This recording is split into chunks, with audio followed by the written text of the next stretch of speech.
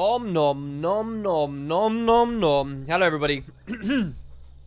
Oh my gosh. So for those who haven't been in chat, I waited, I've been waiting for so long for this pizza to arrive, like for ages. It should have arrived like half an hour before I was even going to stream. I was going to have a couple of slices, get a bit of energy because I was a little bit sleepy, then boom, rush on in, have a great little stream. And it was late, so I waited 15 minutes, and at 15 minutes after when we were supposed to have gone live and we hadn't, I thought to myself, screw it, we'll just go live anyway, and I'll just have to get interrupted in the middle. And the second I went live, we got the pizza. Which I just gobbled down so fast, I'm even slightly out of breath now. Anyway, hello everybody. I actually didn't have any of the pizza yet. I'll have that cold. I got like a little side here. I got some little, some wings, I guess, chicken wings. Some hot chicken wings, which look and taste delicious, which maybe I'll snack on a little bit in the middle of the stream. But hello everyone, I hope we're all doing good. I hope you're all ready for a fantastic 2017. I feel great. Like I've done so little work recently, but it's been a great little week. Had lots of different things that I've done with the family, had a lot of great days out. It's been an excellent refresher. I've talked about this before, but one of the big things I always kind of struggle with is finding a separation for leisure and work, because everything I do is all jumbled into the same place, the PC, and I don't have any concept of a weekend. I don't have any concept of a holiday. I don't have any concept of like when it stops or when it starts. I mean, there is sort of some, but so it's really nice to just be a lazy fuck basically and sit back and have a week's holiday essentially, which is what I've done. And it's a great little fresh. I'm really looking forward to doing some good stuff in 2017. As you guys saw in a video I put up just the other day, I've got Tomb Raider running back on, getting over my self-embarrassment at how long that series has taken. I'm just pushing it out. It's going to be good. 2017 is a terrible year. I ordered white chocolate and got brown chocolate. Oh no. Puny humans. What a terrible start to your year. I actually had a pretty bad start to my year, and let me explain why. It's to do with this game called Guild Wars 2. So, oh god, what is going on with our overlays here? Let's try that one, I guess. And then I guess our UI is a bit too big. I've noticed I play better at PvP with a, there we go, so that's good. With a larger UI. It centralizes things a little bit more. Your eyes don't have to do so much work. Oh, what was I going to say? Oh my god, what was I going to say? Yeah, so I had kind of a crappy day today. So I've been PvPing a lot. As you guys know, I told you that at New Year's, we'd be doing the account tour. I got a lot to talk about today, guys. That we'd be doing the account tour. And the account tour is where I go through all of the accomplishments of my account, the things that I've done, the progress I've made. Now, I did one of them before Heart of Thorns came out. Then the winter last year, just after Heart of Thorns released, it had only been out for a couple of months, I didn't do one, when I really think I should have. So, it's been 2 years now. I want to do another one. I want to talk to you guys about it. It's going to be a long video. But so, I want to, like, squeeze out the last little bits that I can. And one of them is PvP Season 5. As you guys know, this isn't going to be a PvP stream. But as you guys should know, PvP Season 5 is a little bit more competitive than the previous ones. It's solo and duo queue only. There is no stronghold to bypass it, but, you know, just cheesing stuff out. The meta is a little bit more... I prefer, let's just leave it there. There's a whole rabbit hole we could go down that I'd really rather not at the moment. But I feel like it's fairly solid. There's a good foundation to the gameplay is what I'm trying to express to you here. And, it's been quite enjoyable. It really has meant something. Generally, aside from a really stupid situation we're in where the leaderboard top players are just paying people to throw games, I think, is what's happening here. For, like, all their placements in a row, and that's it. And then you can get... So, the God of PvP title here will go to someone who's only played 14 games. So, ArenaNet need... people are freaking out about this, right? It's an exploit. It's something that the developers didn't foresee. It sucks. I don't know whether people doing it should be punished or whatever. There's been a lot of drama. I've not really followed too closely. But ultimately, all this means is thorn in the side of Season 5, unfortunately. And in the future, they'll need to say, you know, minimum of 50 games to qualify for the leaderboard or something like that, right? That's all it will have to be. And maybe they'll have to change something about the way that you lose 0 rating when you throw games and stuff. But anyway... aside from this little blip, it's been pretty good. It's been a lot of fun to look at, say, your friends and guilds leaderboards and compare yourself among people that you know. It's been great. The rewards have been really cool. These chests, I mean, it's a lot of money, really. I spent all my money, loads and loads and loads. We've got 500G from, we're actually out of guild donations at the moment now, sort of, by the way, guys. Except one big mail that we have, with a load of Thanksgiving gold. But, I've earned like 150 gold just from playing this, and just like I've been having a bit of fun. Anyway, so back to the account tour. Because this has been a little bit more competitive, I want to have at least something of it, something decent to show for myself. And I had a bit of a play around. So I've been playing, guys, solo queue. All right, North America. So immediately everyone EU, you're all going to be saying, oh, it's not competitive, blah blah blah blah blah. All right, fine, okay. But it's been NA, okay. Solo queue, say for a couple of games I played with a friend, but really didn't impact much, and we only had 50-50 anyway, and he's very new to it all, and he did blah, blah, blah. So, basically, entirely solo queue. And I've been playing primarily, on my first time up, primarily on a non-elite specialization. So, a free-to-play, non-Heart of Thorns build that is a Condi Elementalist. And on that, primarily, plus Thief, that I'd swap to and sometimes support Tempest, I actually climbed to Platinum. Quite sincerely, I climbed to Platinum. And I think that's quite a feat. I put a tweet out the other day. A lot of people seem to quite enjoy it. I quite like that, because that flies in the face of a lot of the community bitching recently. That, oh, it's, you know... I mean, there is a lot of power creep. It's undeniable. And there's a lot of purity of purpose loss. There's a lot of things I hate about the Elite Specializations. Believe you me. But I do find it quite interesting that... And people get very snobby in PvP as well. They're like, well, don't go into ranked if you're going to play your own build. Don't go into ranked. You don't do it. If you want to be competitive, they're arrogant enough to say if you want to be competitive, there is no such thing as build experimentation. And I like the idea that there's a small window of that. Classically, I'm one of those guys that's very arrogant too. And I don't think there is much build experimentation.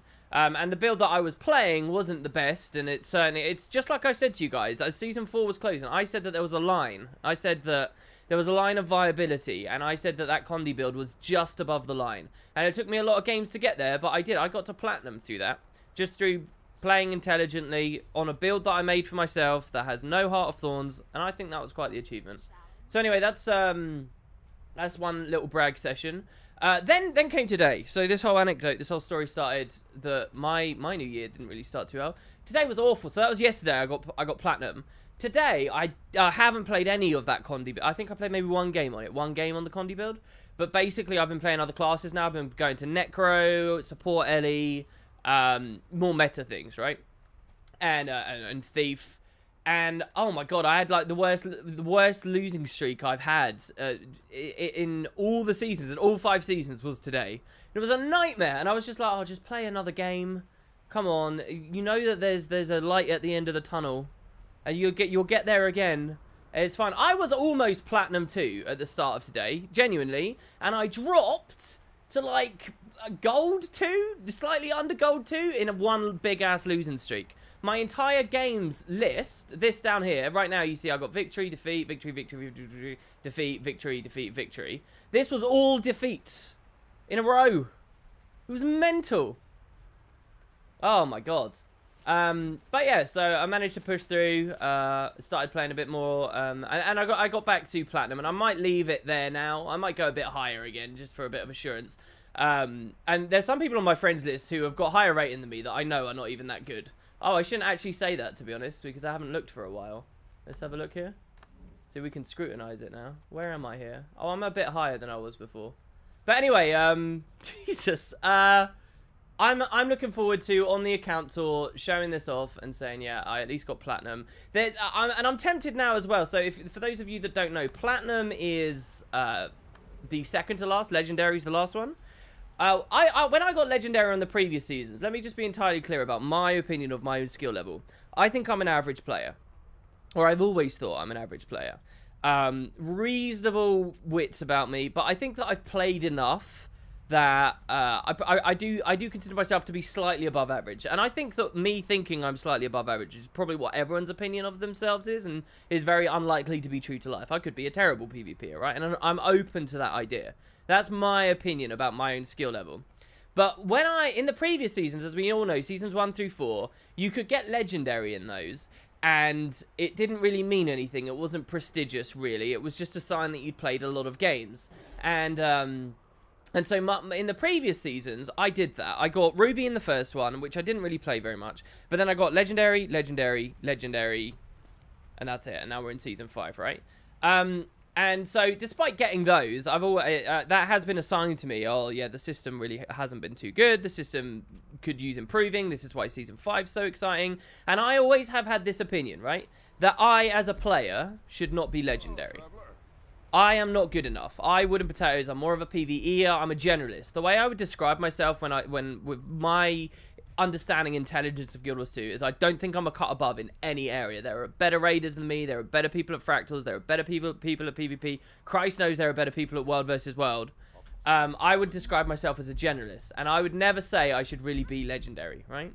And yeah, I got those legendaries in the previous season. However, all of this said, right, I got really wound up early in the year. You guys might remember on a previous stream. Sorry that the camera's shaking. This is as I'm gesturing with my hand, right? I pointed this out on a previous stream, right? Despite understanding all of this, I got kind of annoyed because I got those legendaries, and I went to a Reddit thread at one point where people were talking about my videos or something, and I remember there was one Reddit thread at least, and it had quite high upvote count.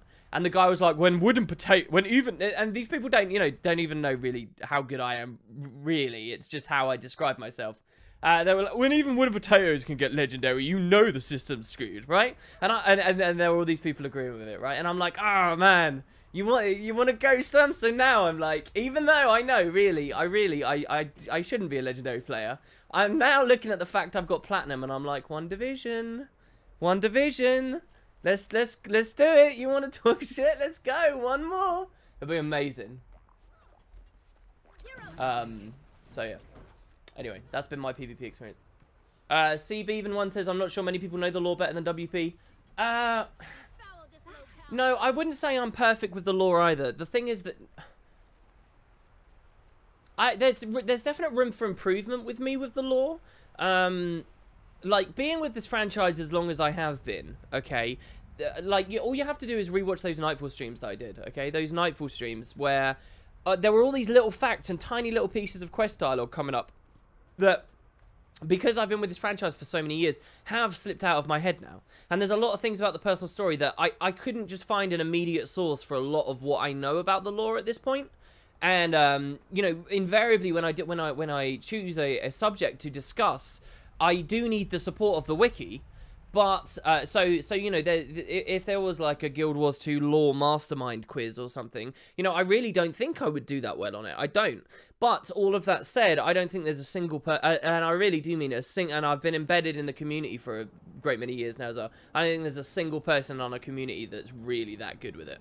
I think a lot of people, and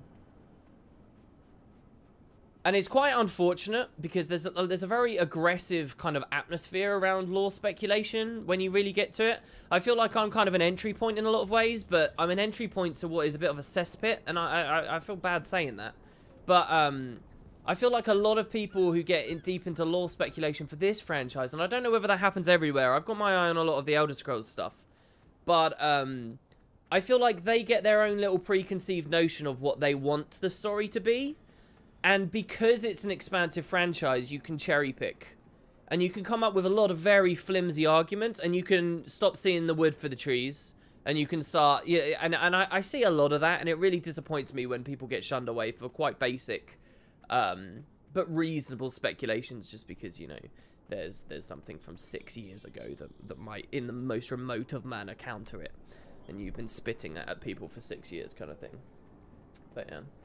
But you care about the lore, WP, and to me that shows... Yeah, I think I do care about the lore, but I wouldn't say that I'm special, that I care about the lore. I think a lot of people are even a lot more creative than I am. The most creative thing I ever did about the lore was the lore series. I'm getting one of these wings. Here we go. Oh, it's delicious. Raz says, I know I'm terrible, but even when I lose, I still have fun most of the time. Really? That's interesting. Hello, Gorkum. Welcome, welcome. Oh, that was the most delicious bite of food I think I've ever had.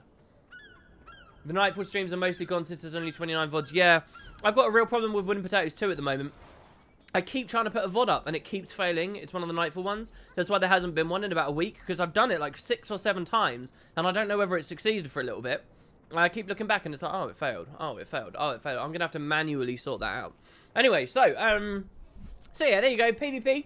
How's your divisions going, guys? So, by the way, I climbed, my experience with all of this so far is I climbed, my placements put me in Gold 1. Right in the middle of Gold 1, actually. I was more just, you know, I was around here, I think, but for Gold. I actually lost a bunch and went to the very top of Silver for like 2 games. Went back into Gold, and then climbed consistently all my way up into the middle of Platinum. Then I had another losing streak, and that was today, which put me back into the middle of Gold. And then after that, I've played back up to Platinum right before the stream here.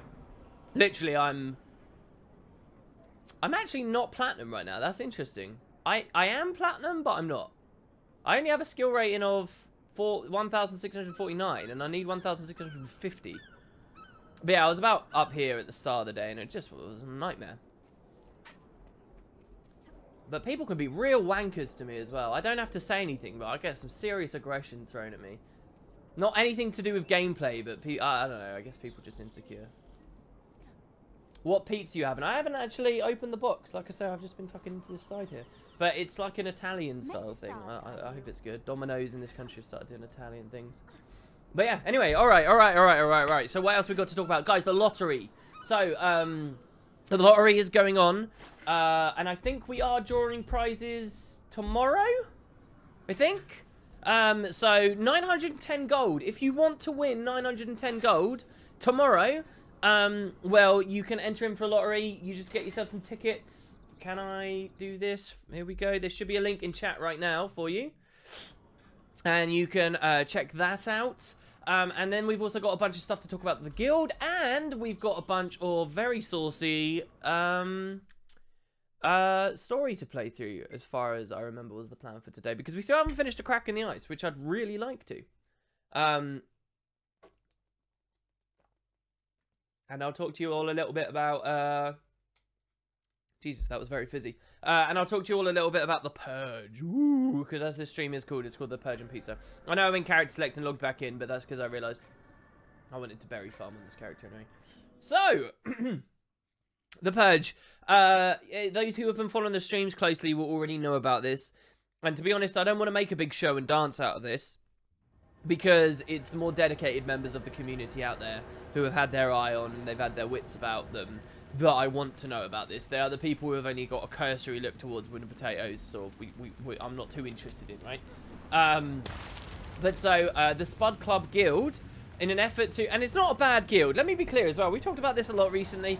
It's not a bad guild. We have a lot of chat. We are fairly active. We are a good guild. It's just we can be better. That's all it is. We can be better.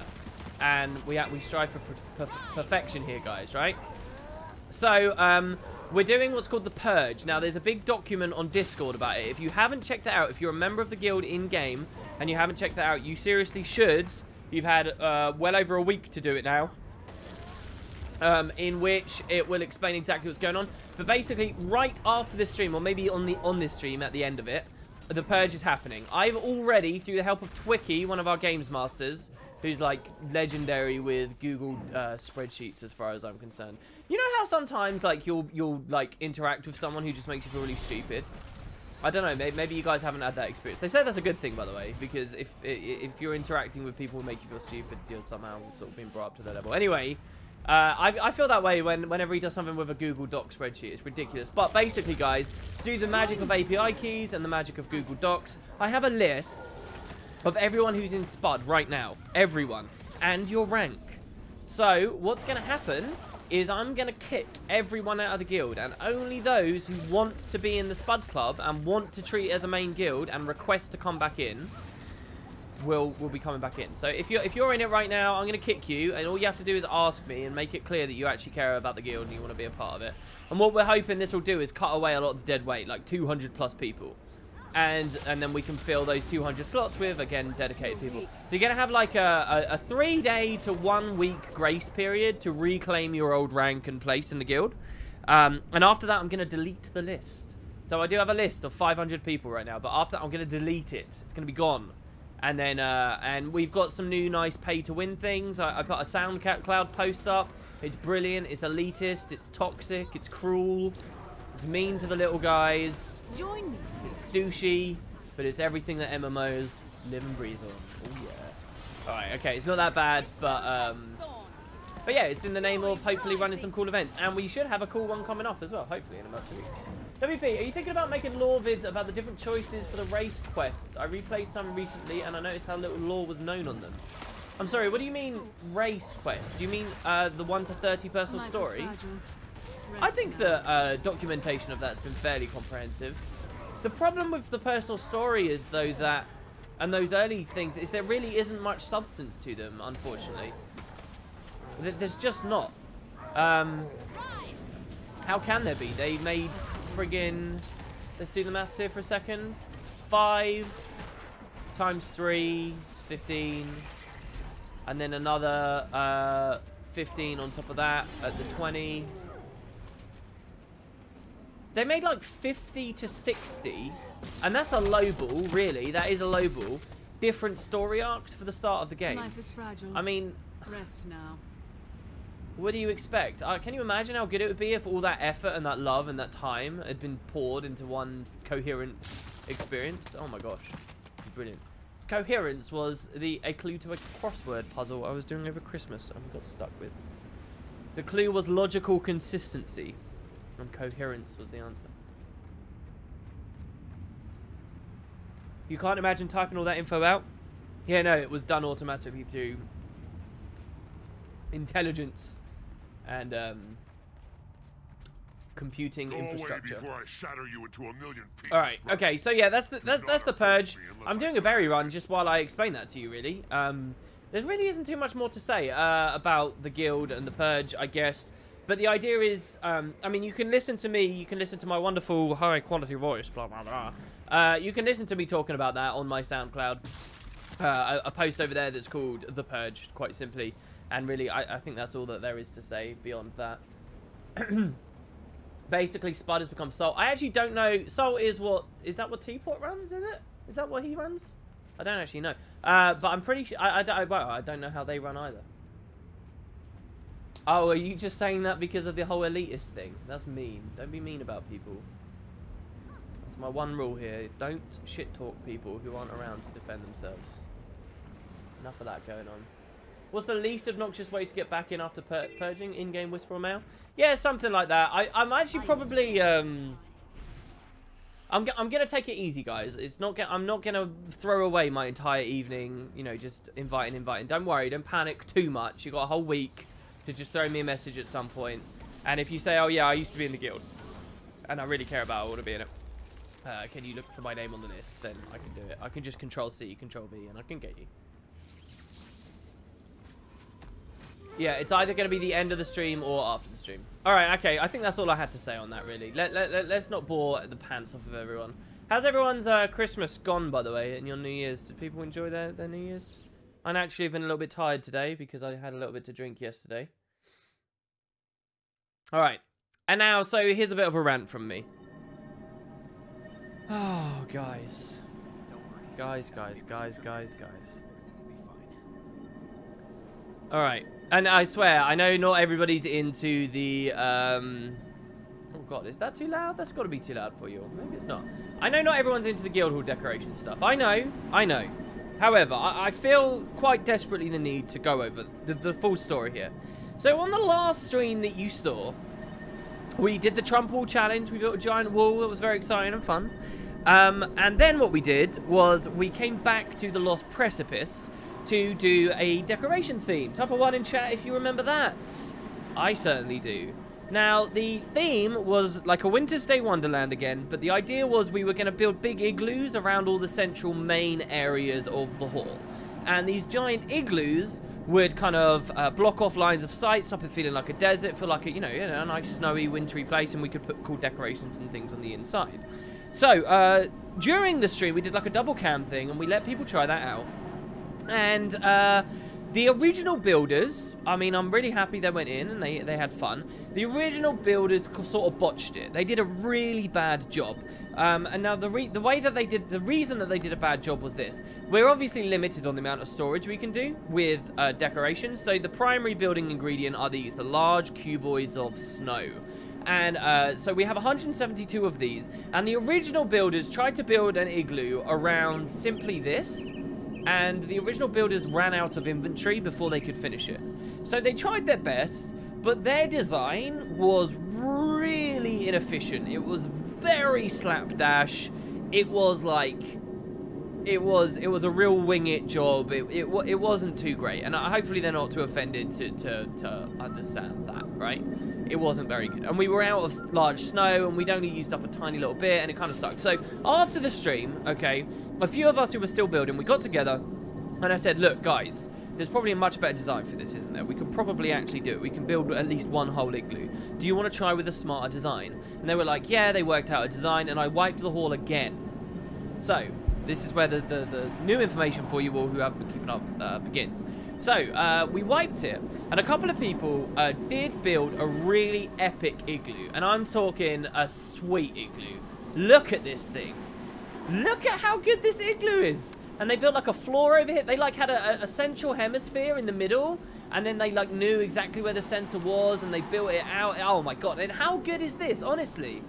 And where it came out over, like this would be a hole. We've got like a snowy floor. This is really awesome. And I'll tell you what's even better when it's night in game. When it's night, this is incredible. I mean, post-processing looks horrible during the day. But trust me, guys, this is like super cool. And there was even loads of space in the middle for extra decoration cap and stuff. I mean, this is, I was very, very, very impressed. Slight gaps in the design a little bit. But this is pretty hype, all right? You don't see guild halls like this. This is very cool. And I'll tell you what the most exciting thing about this is. Where the previous design used like, oh god, you know, 150 of the large cuboids or whatever it was. This design only used like 40 or something? 40 or 50? Barely even that. So suddenly it was like, holy crap, we can make a bunch more igloos. Really exciting. And so suddenly I was like, oh my god, we can have an igloo here, and then we can do an igloo here, and we can do an igloo here, and we can do an igloo here, and an igloo here, and this will be the greatest winter wonderland. This will be better than the magical forest we did, which so far I think is the best theme we've done. So I'm like pretty hyped about it. I'm so hyped, in fact, that for sort of the first time, I mean, I've done some decorating, but I really got into the decorating that night. After they built the first igloo, I really got into it, and I started building the igloo that was up here. I built it with Kerry and one of the people who'd built the original igloo as well, right? So we're up here and we worked on it for hours. Hours and hours and hours. And I think we did really well. Again, we had loads of inventory left and it looked really epic, like this, okay? It was very, very impressive. Slightly different design. It was using like sloped pieces instead, so it was more of like a tent, I guess, yeah? But it was a very cool igloo, okay? And what it was it was over here on this side. So it was all this area here. It was like a nice big igloo. It came all the way around here. This wall, this sort of wasn't here. The igloo came right around the back here.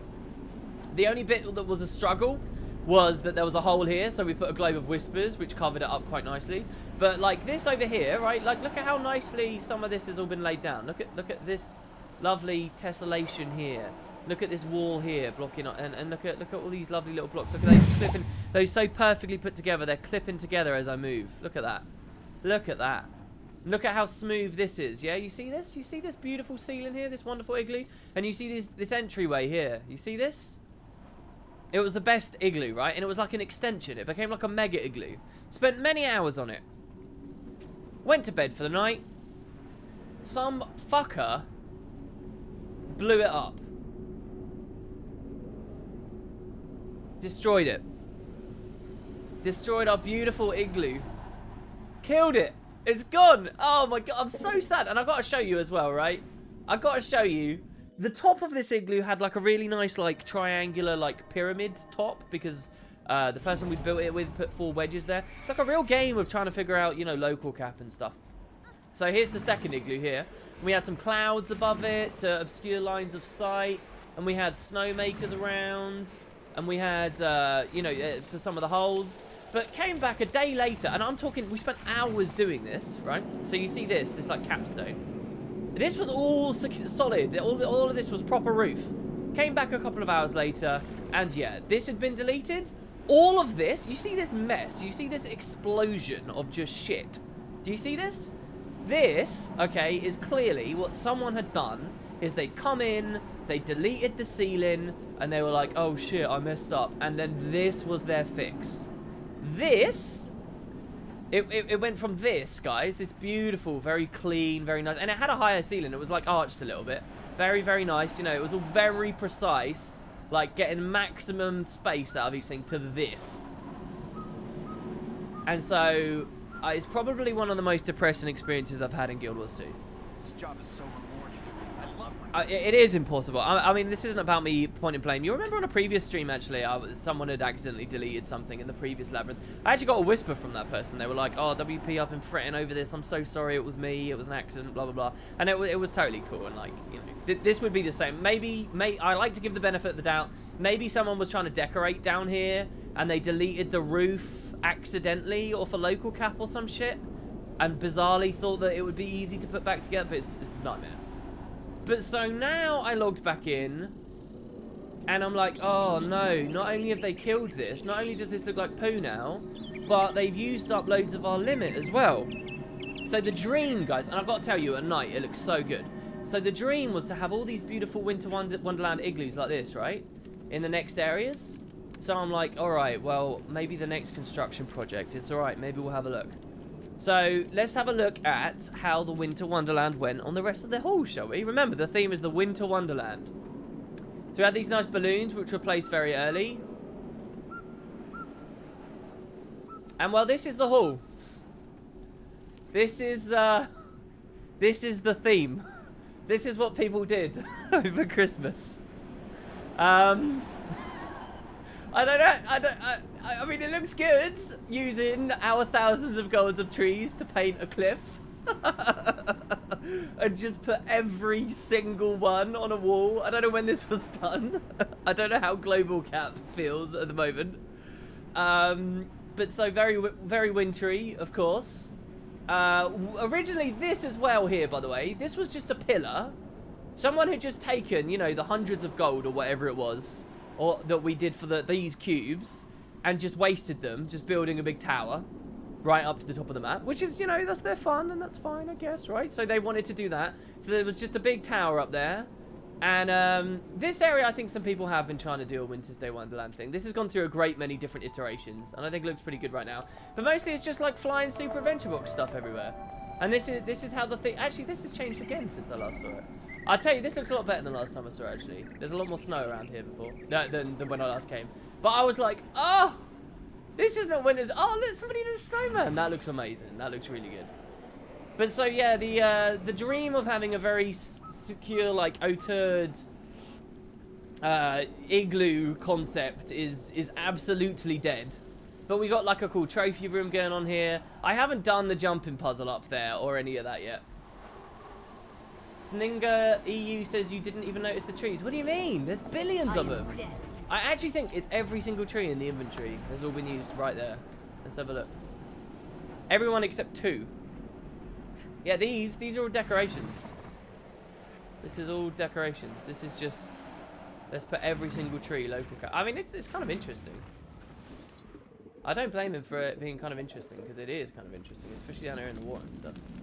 But yeah, so yeah, it's interesting. I wanted to share this, not to be mad at people, but I do think it's interesting sharing with the world what this kind of community-based guild decoration stuff is, when there is no permissions, when there is no way of telling what people did, when there is no way of designating areas for specific people. This is kind of what you end up with, you know, like, I feel like we had fairly strong leadership on it. We did have a pretty clear, all right, guys, we're doing igloos, let's make the igloos. But, you know, like, at least the original one's still there. The original one is there, but, you know, one of the 2 igloos got blown up. And then the rest of it is just people going bonkers. So, I don't know what you guys think about that. To be fair, if the theme was still Magical Forest, that would be pretty cool. I do think it does look pretty cool, yeah. Other question, how likely do we expect it to be that soon we might go near the Blood Legion Citadel with Ritlock being summoned and all? Is he being summoned to the Blood Citadel? He's not, is he? He's going to the Black Citadel. I don't think I think I would have freaked out if that said Blood Citadel. I don't think it did.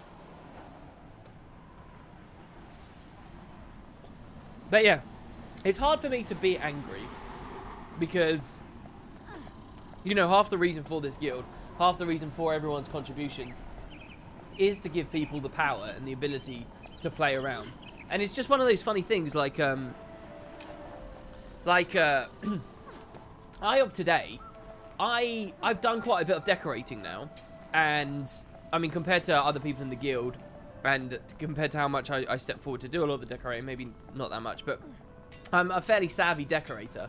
And so for me, at this point, the idea of dumping 200 trees all in a tiny little spot because I have no creativity yet for anything else, which is generally what I'm like. Ask anyone I've ever played Minecraft with. Like, seriously, I'm not good at this kind of stuff, right? That's a novelty that I had when I first started that's now worn off. And now I want like more directed, more like project-based things. You know, like building a giant wall or whatever. And it's kind of funny to me because you're never going to have a whole guild filled with people who are all at that same headspace, are you? You're never going to have a guild filled with people who all want specific round, circular, or different designs of igloo at every area. You're going to have some new guy that's come in there that gets a kick out of, you know, spending local cap on this. Or specifically, not the trees, right? The trees is kind of an interesting example, but jumping puzzles, right? People get a massive, when they start decorating, people like get real enjoyment out of doing this kind of stuff, like these flying Super Adventure Box cloud cities, right? Or like this, like when I first started decorating, stacking all these cauldrons and these seance candles, look at that. I mean, that's a really interesting idea, isn't it? Look at the giant cylinder of seance candles that person's created up there, and these cauldrons. It is interesting, and I remember when I first started decorating, that was the kind of thing I was interested in as well. But these specifically, like, everyone loves doing these. Everyone wants to make jumping puzzles. Everyone wants to do stuff like this. And so, like, you get, like, this conflict there. You get this kind of, oh, excuse me, push-pull. I just burped in the most grotesque way, and I hope that the microphone didn't pick that up, because I was trying to down Fanta as I was speaking to you guys. But yeah, so I was going to climb it at least on the stream before we went off to do other stuff. I don't even really know where the start is. I'm not sure what this was either. Was this like an idea of a labyrinth or a design, or... I'm not quite sure what that was. Do you think that if when we go to the Crystal Desert, you think we'll execute the gate at Ebonhawk? I think we should. I think if the devs are any good at their job, we would. I mean, maybe it's not for me to cast aspersions on how good they are at their jobs. But it's... I think to some extent, as a developer, you need to get into the mind of your community. And you need to look at what your predecessors did. Like, if a developer set up in 2010, 2 years before the game came out, this gate... and these NPCs flanking the gate called desert guards, and the gate is the same design as gates we know can open, and all of this stuff. If they did that, I think that there's some expectation they should honor that. If they instead have us just wing it there through an Asura gate from Ratanovis, I personally would be incredibly disappointed. Because that would be a real sign to me that there is no soul or genuine enthusiasm from the developers. I mean, here, like, it's like, look, they're sort of making it snowy because there's Christmas trees and stuff and snow piles. So yeah, I think we should go through the gate. If I were game director, I'd have it go through the gate, but who knows? Maybe they won't. I'd like to think they'd do that. Oh, and some of our gold trophies are up here as well. To a great warrior and friend, goodbye air. I love the graves. The graves have been like one of the best things for decorations. The graves have been so incredible. I mean, really, really, really good. Well, Ritlock is Blood Legion. No, you're not mistaken. He absolutely is. He's the Blood Legion Tribune at the Black Citadel. But nonetheless, he's at the Black Citadel. Oh, interesting point. So you're saying the Imperator is the only person above him. Well, there are other tribunes, correct? Hey, I hadn't thought of that. That's some really cool speculation. I had not thought of that. You may be onto something there. So here we've got a direction. We can come over here. What are we up to today? Well, we're going to be playing a Crack in the Ice in a second, and we're going to be finishing that off. Really, I've just dossed about because I've not really spoken to you guys very much recently. Getting hungry again. Come share your secrets with graves. They're the most secret where you bury them. My life is a lie. My life is a lie. I know what you did. I get turned on by salty people in SPVP. Half the reason I watch the streams is looking forward to the rants. 1070 A was an inside job. That was a searing. That's pretty interesting. So what? I'm supposed to drop a grave there and say a lie? It's probably local kept, isn't it? Or not a lie, sorry. Tell us a secret. This is interesting. Someone's wrapped walls around the airship. See, this is interesting. Mark my words. This is interesting what people have done. It's just not what I expected, I guess. I mean, that is kind of weird, isn't it? What do we think about that? How do you even get inspiration to do that? Can you get into the airship still? Is that the idea? He's trying to block off all entry to it? Can you still be inside? There's nothing in there? No, I guess not. Okay, alright, let me climb up one more time then as well. I am kicking everyone, yes. Everyone's getting kicked. They should really make portal decorations where you can place them in 2 points and teleport between them. That would be amazing. Do you know what I really want as well? I mean, but the thing is, we start getting into more complicated stuff very quickly. But, and that's like some of the inspiration of a new discipline to me. They shouldn't just add that in. I would like to see a farmer discipline that allows you to move animals around, get animals in your hall. I'd like to see a, or there was something else someone else described that as a zoologist or something, I can't remember. I would like to see a diplomat who can get new NPCs or move NPCs and things. I'm not quite sure how that would work, but I think that would be interesting. But then, yeah, like you can have a machinist, right, who specializes in moving objects in the guild halls and things that are more interactable. And you can siphon shit off from Scribe, like, you know, the ice statues, you can move over to Machinist or whatever, if that's what that needs to be. But, you know, like, platforms that turn on and off, like you see in some jumping puzzles and stuff like that. That'd be so cool. Animal husbandry. That sounds a bit too dry, though. I think there needs to be a bit more flavour in it than that.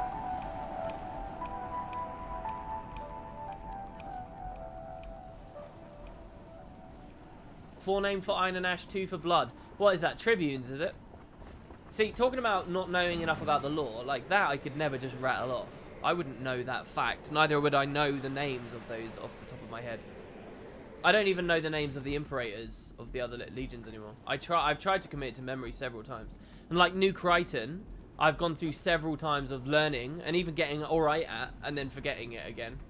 A couple of months down the line. Like several times. Alright, so where am I supposed to go from here? What, over here now? So yeah, to sum up the whole decoration thing, we might do something where, if we want these themes to work out properly, we might do something where we have a new rank that is a special designated decorating rank, and you can only do it if you have signed up for that theme or that build idea or whatever. Because if we do it this way forever, I'm not sure how I can ever get a video out of this. I mean, this is interesting, but I can't do a video out of just a bunch of random hodgepodge shite everywhere. I probably could have done a video about igloos, if they'd all been done. And I could have been like, look at the cool things you can do with the blocks. I invested in a lot of those over Winter's Day. Here's a YouTube video about the kind of cool things you can do with them. But when someone just logs in and builds a giant tower of them, and there's nothing more to it than just a big tower, you can't, like, get content out of it anymore, and that just is sort of like a rule of thumb that goes for everything, really. So yeah, the Iron Legion is the Black Citadel, yes. It's not the Iron Citadel. So I'm curious why not. Does this hit the skybox? Is this what this is? This is pretty cool if it does. Yeah, there you go, that's the skybox. Wow. So you could build a giant floating island out here, just I'm looking forward to when SAB comes back, because I want a lot more of these platforms. Lot more of the platforms. Look at that. See, look how cool the igloo looks from up here. I'm sorry, man. You should do a giant ice castle in the sky. Yeah, that would be nice. But we'd want, you know, all of this.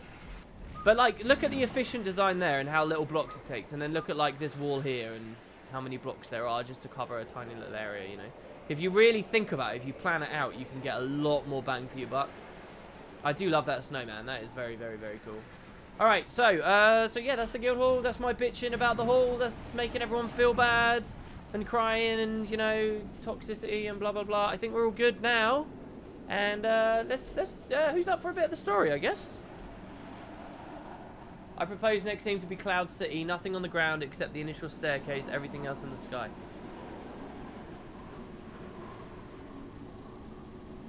See, I liked the idea of doing like 2 back-to-back, where one is an underground theme. Everything is incredibly claustrophobic and underground and concealed. And it would be a little bit similar to the labyrinth we ended up making, unfortunately, in the Gilded Hollow, which is why I'm not too keen on it. But I'd love to do like an underground claustrophobic style theme, and then a city theme, a sky city theme. But the problem with the themes right now, I guess the only thing I'm trying to express is I don't know what to do at the moment, because the theme did not work. This is 2 in a row now, unfortunately. The Gilded Hollow version of Winter's Day didn't work, and this one didn't work. The themes haven't panned out, realistically speaking.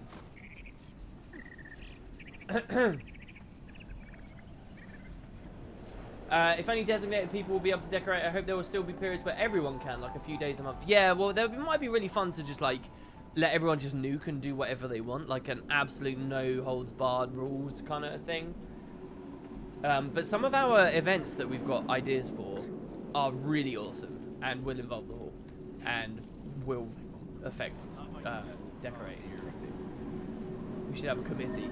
Yeah, I don't want it to get all bland and lame and just... Hey, no. Stop me going on about this. Let's get in there. Let's finish a crack in the ice. Because I want to do that so that tomorrow, 0 to hero, guys. Because we started that a while ago and we really haven't made enough progress on it. So, as far as I recall, we were doing this on our male thief. Our char. But, was it explicitly this daredevil? Who I've been PvPing on? I feel like my skill at thief at the moment, I feel like I'm in this place, right? So we'll put that on, is what we've been running. Maybe we should get some other accessories. Alright, let's do that. Let's nip back over to the, let's go to Noble's Floor. My skill with thief and PvP is this at the moment, right? It's, if I'm with a group of people that are good enough to win a team fight, and are good enough to not make absurd rotations, I can snowball the game way out in our favor, and I can rotate very well, and I can +1, and I can react in time, and I can really, really push the clock, and it feels epic. I feel like I'm the best thief in the whole damn game. I feel like, oh, it's the best. But actually, I'll tell you what, I've been really enjoying watching Sindrenner on YouTube. He did this really, really good video recently, like 2 days ago, called it's a bit of a cheesy name. But hey, I guess arrogance is a bit of a thing in PvP. But it's called The Beautiful Art of Reading the Game. But it's really impressive, some of the stuff he does there. But yeah, my skill, I feel like as a thief, if I'm in that position, what can I do for you? It will be an amazing game. It will be brilliant. And I can really, really work some magic. But if it's a 50-50 game, and it could swing either way, I'm not quite good enough to push. I'm not quite good enough to ensure that we win the crucial fight. I'm not quite good enough to tip it in our favor, and it's a bit of a crapshoot. I feel like that's sort of where I am with Thief at the moment. And obviously I need to be able to push it in our favor when it's, you know. So, yeah, I mean, it's not a very good opinion of myself, really. They have to be good already, and then I could just win better. If I'm playing Thief, it's sort of just like a win more thing. I very rarely do we win because, well, I don't know what I'm trying to say there. Anyway, what am I doing? Armor. Or bank, sorry. My collections of gear are coming along very well. I'll also have you guys know that in Fractals, I have been playing Zealot's support, and it's bloody awesome. I think I'm actually going to go pure Assassins here. Because I actually think that since I'm solo, it's not like I'm going to have spotter and stuff anyway, is it? Plus, we get to wear Rurik's engagement ring on a char. Pretty good, guys. Yeah, I think that's going to be alright, actually. I really like Assassins. Assassins is like my personal story, open world go-to of choice 90% of the time. If it was, if build templates existed, if it wasn't a pain in the ass to swap around all the time, I'd be doing that constantly. Constantly. Let's put bound on as well. Alright. When are you planning on making an account progress video? Like next 2 days. I've got a couple more PvP reward tracks I want to finish off some Heart of Thorns collections, and then I'm doing it. That's the main thing. I want to be platinum at that point, and I want to have that done. And it's 3 more reward tracks. That's the main thing I'm waiting for. There are other things I could do. The other thing I kind of want to do, but I don't know whether I can do it in time, is 30k AP and finish my Hellfire set. I think that would be really nice if I could do that on the account or 2, because I feel like I'm on the cusp of that, and that's a big moment. So, yeah. Alright, let's go back up to the Bitterfrost Frontier. Would you consider making regulars to Spud raids, Spuds, after you reset everyone to Sprouts? Or will it only be regulars to organised events and guild missions? Can you rephrase that question? I don't really understand what you mean by that. Alright, so let's put our crack in the ice hat on for a second, guys. Let's immerse ourselves back into the position of the story and where we are and what was going on. If you'll recall, the last we saw, we had built a potion so that we could penetrate the bitter cold in the north of this map, where apparently there's some big, bad, dangerous minion of Jormags that's unlike any the Kodan have seen before, which is what we're hoping to get a sample from for Tiny. Look how good the water looks here. So that's our goal at the moment. We're going to try and go into the bitter cold. Anyone who goes there has died. They don't know whether it's because of the monster or the bitter cold. We managed to get this recipe by stealing it and deceiving the Sons of Svanir in the area, who have been using it to survive themselves when approaching these dangerous areas closer to Jormag. So we spent the entirety of the last stream doing the story, just brewing that elixir. And well, guys, now we have finally got it finished, so we can get on in. You'd love to join the party, but tomorrow I come back to work after vacation. What do you mean? I'll squad up, I guess. I don't know whether... Actually, there is literally no point. I'm not going to squad up. There's no point you guys join me in the moment. Because we're just going to be going in an instant super fast. Why are you crying? Don't cry. This is a happy stream. Oh, yeah, I should change the camera, shouldn't I? He's supposed to be crying because the dog's there and he's scared that the dog's going to eat him. Make Luxa. Yeah, exactly. Helium means include the raiders as event. No, that's not, because it's about making content, guys. It's about making stuff for YouTube. It's about doing impressive things and pushing the envelope and trying stuff. You guys raiding as a part of Spud is awesome, and it's something I really want Spud to have. I want it to have raiders, and I want it to have people who PvP together, and I want it to have those things. But that doesn't help make videos, does it really? The fact that you guys raid and use entirely standard strats and comps and things, and you know, get entirely normal speeds and whatever, I'm not even interested in really making raid content. So the idea of that rank is to incent people get that rank for doing the events, and the events are what I can make videos out of. So that's kind of the idea. It's not that I'm discriminating against raiding people because... Oh, I've got to make the elixir again, don't I? Oh, you've got to be joking. I forgot. All right, what do we need? We need suet, we need eggs, we need firestone. Did I only buy 1? Oh my god, I completely forgot because 24 hours have passed, hasn't it? You know, I've always thought about this, right? What happens if you brew the elixir right at the... Didn't someone ask me this on a stream before as well, and I was a bit flippant about it. But you really think about it. What happens if you brew an elixir like 1 minute to midnight? I guess now I just watch the dog. Sorry, WP. Look at this dog. This dog is amazing. In the Google doc, you mentioned that every 2 to 3 months you're planning to demote everyone to Sprouts and only promoting people that join community events. I'm asking if being a regular, that the raiding events counts as earning for that promotion. Yeah, and I'm saying no, because those aren't the events. It doesn't really... It's nice that you guys raid as a part of us, and I would like to... I would like to be able to promote that in some way, or be able to incentivize that in some way. But especially considering I don't go to those, it would be a pain for me to verify them in the first place, and it's entirely unuseful to me. My friend, it has 1 minute duration. Yeah, and then it would just run out, and you'd have to do it again, wouldn't you? Respect our authority. There we go. We'll buy that firestone. Oh, you can only buy one a day now. We only need one firestone, right? And then the suet, and then the eggs. Berries. And then we just go, don't we? Isn't that it at that point? How many berries do we need? Don't we need 5? Don't we need 5 berries? Do you get berries for doing daily? So if I get the magic underwater here.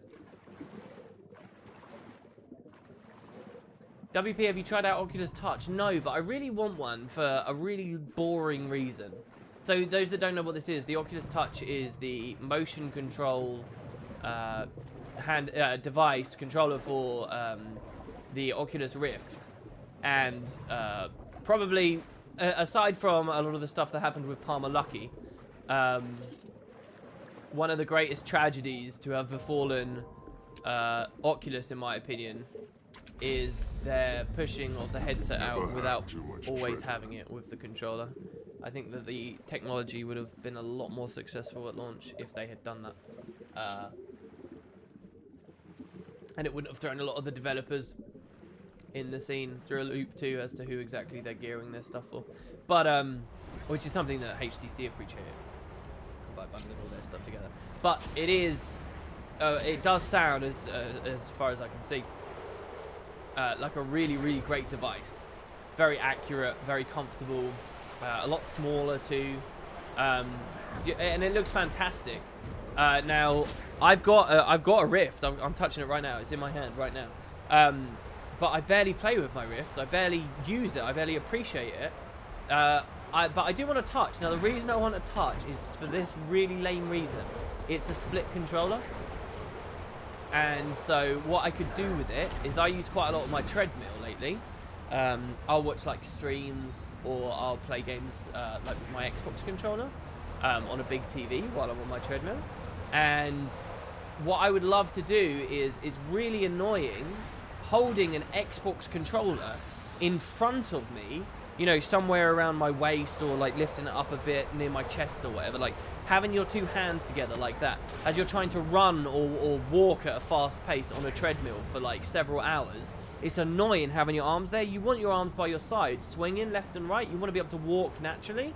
So the Touch would be a contemporary split controller because you can hold it in each hand. Think about, for people who really don't know what I'm going on about, think about like the Wii controller with the nunchuck extension kind of thing. You know how you've got both hands, but your hands are apart at your sides. That would be so much more comfortable and so much nicer for me. Oh my god, I would love that. But the worst case scenario here, by the way, guys, we can just get berries out of our bank. So that's why I want the Touch. I want the Touch so that I can play shitty non-VR games in comfort and not even use the motion control aspect of it. I want it simply because it would be a split controller. Yes, Switch will be like that, yes. That is literally why I'm interested in the Oculus Touch at the moment. How sad is that? And that is sad, and I will openly accept that. I'm not ready, I'll do it later. Crap. That's annoying. Alright, well look, let's go to the guild hall. Come on, I'm not in combat still now. Let's nip to the scribe station, let's grab that, and then we'll return.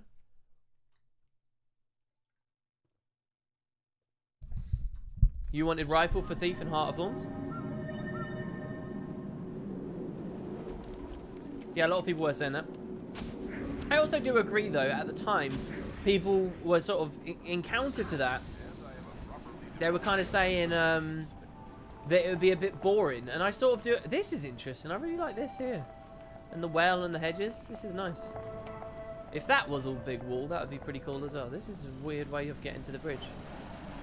I forgot what I was saying. Oh, yeah, rifle. Yeah, a lot of people were saying that, you know, it's kind of a niche, it's kind of a role that just inherently, because everyone's thinking sniper, isn't really... Christ, I got to pull these out onto a character again. Isn't really the most interesting thing. It's not the most interesting thing to counter. It's not something totally new we haven't seen before. It can be very frustrating to play against, and it can actually be kind of unengaging to play. So, I sort of agree with that. So, if they did Rifle Thief, I think the reason people want Rifle and their Thief is for the theme and the flavor, rather than the mechanical I mean, we have Killshot already. We already have Killshot warriors. We've seen the balance that the niche that has to be in.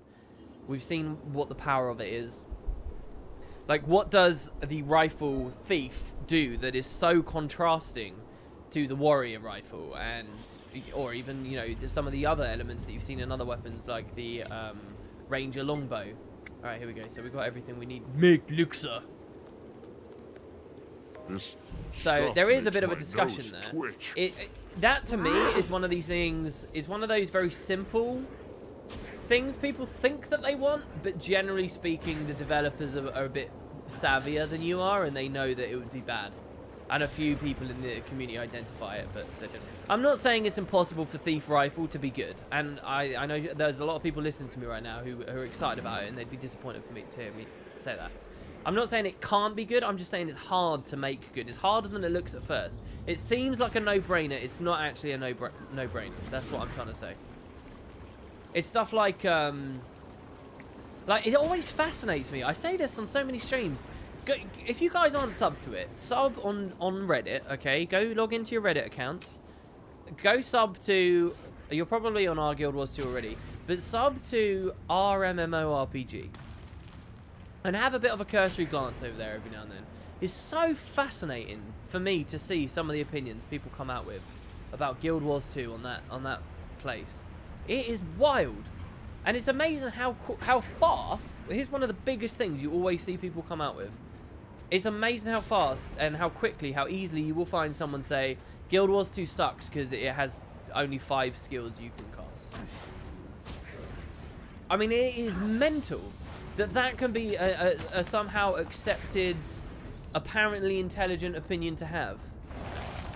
I mean, it is mental. There are so many I mean, at minimum, most people have access to them at all times, like 15 seconds. I've got to find this for you guys. I've got to find this thread, because it blew my mind. If I search my Chrome history... I'm trying to... We're entering the bitter cold here, so this is an epic moment, and I'm alt-tabbed out. What if I go RMMORPG... MMOs and potatoes. Okay, yeah, it was a thread from a few days ago called "What is the next Guild Wars 2?" So if you guys went to Google right now and you searched Reddit, "What is the next Guild Wars 2?" you'd find this thread. So obviously people talking about Guild Wars 2, but remember, these are general MMO players. These are not people who actually understand the game. These are people expressing opinions they must have formed, like, from the beta. Anyway, Christ. So that's the bitter cold. Let me find this quote. 1 second.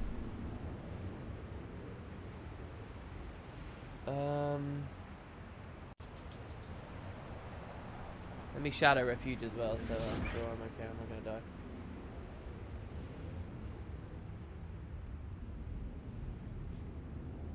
All right, yeah. Listen to this. This guy's called Lone Crow 66. All right, this is a genuine quote from someone 3 days ago. Talking about Guild Wars 2. He says this. He says, Guild Wars 2 was nice, but it was also extremely dumbed down. I'm waiting for a return to the complexity and difficulty of the early MMOs like Asheron's Call and EverQuest. They need to stop making cartoons and console-style MMOs with only 4 to 5 abilities to use. I loved having 20 different buffs and or abilities to use depending on the situation. And it's like... It's just mental to me.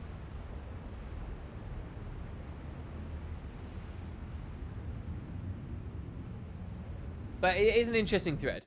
It is an interesting thread. And it is pretty cool. I do recommend you guys check it out. It's you know how they say you need a palate cleanser for all things in life? That is, if you spend a lot of time on Reddit and you spend a lot of time on our Guild Wars 2, you should cast a wary eye over there every now and then. And you should treat it as a palate cleanser. It's kind of like that. The grass isn't always greener. Like, just have a bit of respect for how Guild Wars 2 is viewed outside of Guild Wars 2. Do you know what I mean? Have a bit of respect for the misinformation that's there, or some of the well-founded opinions that might be there too. Anyway, so this is the bitter cold. This is a beautiful and unfortunately poorly implemented area of the game that is pretty deadly. if we hadn't brewed that elixir, we'd be dead right now. We'd absolutely be dead. But I think this is one of the most beautiful areas I've ever been to in the game. Like, sincerely. Like, look at this. It's unbelievable. What a gorgeous, gorgeous environment. And the funny thing is, they've made a lot of this out of just clever lighting. Or I should say clever. I should just say smart lighting and assets that existed even before this patch. I think Shaman said to me that this patch didn't even have that many new assets in it. A lot of it's stuff you've seen before. Like Temple of the Silent Storm, you've probably seen some of this stuff before. But it works so beautifully here. So beautifully. And I think it's incredible. Unfortunately, there's just very little reason to come here. I really do think there should have been a boss at the end of the event chain on this map, but hey. So let me just bring you back to a crack in the ice for a second here. This is where the quality has absolutely gone out the window.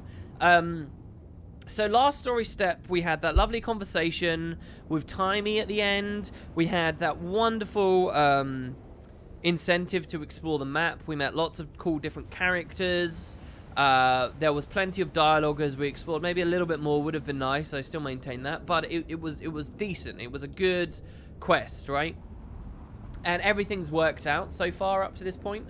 But as of this quest that we're now doing, you will notice immediately. You could already have noticed. I mean, this stream. What have you seen? What dialogue have you heard? What story has there been? There's been nothing. Literally, it's just they've dropped this here. And sometimes it's okay to do this, but you can tell quite quickly that the stuff's dropped off here. So the bitter cold. This quest, all the quality's been sapped out, and I believe for the rest of the patch, generally speaking, all the quality is gone, as I talked about on YouTube before. So let's press F here and open up the waterfall. Now remember, we heard some like cryptic comment before that we were looking for the Quaggan's lost broodmates, and no, that is not the same as the collection around the map with the papyrus and stuff, because that's a different group. Well, I guess we're just supposed to assume that these random mobs around are those NPCs. I mean, sincerely. Here was something that annoyed me a little bit. When I first came here, Kerry was saying like, oh, we should explore the cave first. And I was like, no, don't explore the cave. You're going to spoil what it looks like. You got to do that in the story. You got to do that in the story. You're going to spoil it. You're going to spoil it. Which I stand by. And she was like, oh, yeah, good point. So then we went in. But after you finish this step, it's going to dump you back, like, at the waypoint or whatever, or back outside of the bitter cold. Which means you never get to explore the cave in the open world version, which they even put a chest in. So, I don't know. This should have just been walled off, shouldn't it, or something? Putting a chest out is a bit annoying. Very minor picking at straws here, but hey. So we get some more berries, which is nice. But this looks really good as well, doesn't it? I love the environment. I mean, what can I say? I can't praise it enough. What do you think if the bitter cold was a post-meta space like the maze and the silver waste? Maybe run in and over 15 minutes, frostbite gets worse and worse. Now you have to go in with a group holding Coda's flame or some such. That would be amazing, Conchi Jason. I think that would be really cool. And do you know what? There are elements of that torch. Like some of those skills, when you pick up Coda's flame, they say, oh, this removes frostbite and stuff. Have you seen that? And there's frostbite. So there were clearly mechanics they were playing with at one point. I think that'd be really cool. You got some big group of people and you got to keep the fires as you explore the bitter cold for a while. I think that'd be amazing. I would have loved that. But again, is this fear of locking story off behind meta event focused stuff? I don't know what it is. You're not subscribed to our Guild Wars 2 for that reason? You only visit the sub for news? You rather not hear the whining no matter how justified it is? What's this, sorry? You only hate the community instead? It is funny to me because I had a very well, no, I think my stance on it is and should be for a long time. That it's easy to generalize, oh, the Reddit Guild Wars 2 community, but what is that? It's a bunch of different people with different opinions, realistically. They're not all whining all the time. It's just different people. You just think it's one blob. But the only thing I would say, genuinely, is there was a lot of positivity in our community, and there were never really any backlashes or any upset until summer, for me, from my perspective, when I noticed on Reddit. You know how, like, the official forums and, like, fan sites for games, they're all very positive before the game comes out. Then the game comes out, and then they're like, okay. And then the months wear by, and then people start hating it, and then they're just toxic cesspits. Like, I remember I was reading on the Hearthstone subreddit, Did you guys see this? There's a thread on Hearthstone at the moment where people are really angry at the Blizzard devs and talking about how bad Team 5 is and how much better the Overwatch guys are. And literally, it was fascinating to me because there was about 5 paragraphs, heaving of text that this guy had posted, and everyone was agreeing about it. It was just whinging and crying and moaning. And it was fascinating to me that I could easily have substituted the word Blizzard for ArenaNet and the word Hearthstone for Guild Wars 2. And it, honest to God, would have sounded exactly like a Guild Wars 2 post. I feel like there's just something in, like, the older a game gets, the more whingy people get in general or something. But I will say, the one thing I will say, I don't like to generalize, and I don't like to make such, because it's, you know, it's an easy answer to a complicated big community. But I will say that Guild Mag, and I don't blame Guild Mag or anything, but I feel like the turning point for Reddit was summer 2013? No, 2014, I think. And there was that Guild Mag interview where the devs said they weren't working on Super Adventure Books at the moment, in the middle of Season 2. Do you guys remember that? That, to me, that was the turning point. That was like a huge uproar over nothing that I even had some personal guildies I lost a lot of respect for because they actually, it's just so stupid. And from after that uproar, it sort of just kept getting worse and worse and worse. The only other really big uproar that I'd seen go, like, that I've always felt was misplaced was Ascended Gear. And I'll argue till I'm blue in the face that Ascended Gear was not a problem for the game, but a necessity born out of mishandled implementation of exotic gear. Which was actually, if their original vision for exotic gear had worked out as they clearly wanted it to, would have been way worse than Ascended Gear. Bigger stat bump and rarer drops.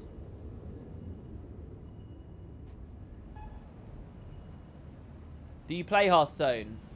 It's been going in a direction a lot more invested players don't like. Actually, no, I haven't looked at the last 2 expansions, and mostly I just watched it. But I sort of, I didn't latch on to many of the personalities involved in that scene, unfortunately, so I sort of drifted a bit. And I don't really understand many of the cards anymore. But there you go. All right, so let's whine more about story. Let's go on in. Yeah, Nike, I did see that, actually. There was another thread about the Ascended Uproar, right? But I sort of view that as a more scholastic kind of... let's talk about how it went kind of thing. There's still a lot of opinions I disagree with. That is definitely not a regular ice brood. Alright, did you hear that? That's definitely not a regular ice brood. 1, 2, 3, 4, 5, 6, 7 words out of the, I think, 10 that this entire story step has. There we go. We're gonna come over here to this unstable A-bomb. Kill them all. We're gonna blow him up. Now, there's an achievement, which I've already got, unfortunately, and because account binding sucks ass, I can't show you it anymore, where you have to do it in as few lava as possible. Oh, come on.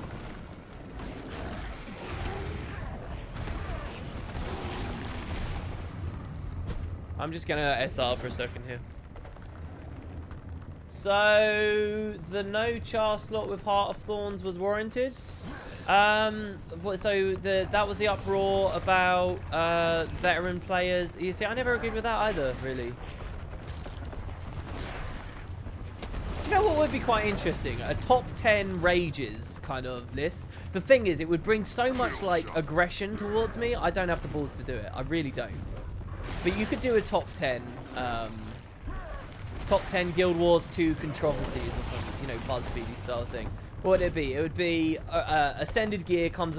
I do agree with people from one's perspective, by the way. And that's that the implementation of Ascended Gear so soon after release, in the face of a lot of their pre-release comments, did look very tacky. But I think it was still based on uninformed opinion. But yeah, so you've got Ascended Gear. You've got... What were people angry about? They were angry that... What was it again? There you go, he's dead now. No, and this is it. This is a boss fight. Wait, let me just stop for a second. Let me just be mad about this. Seriously, somebody balance me out. Is this okay? I mean, really, this isn't anything. This is kill a couple of grubs. Do you know what I'll tell you what bar this is, in terms of what it asks of its players. I swear to God, right? If I was designing Guild Wars 2 and I was like making the you know, designing the missions, and I was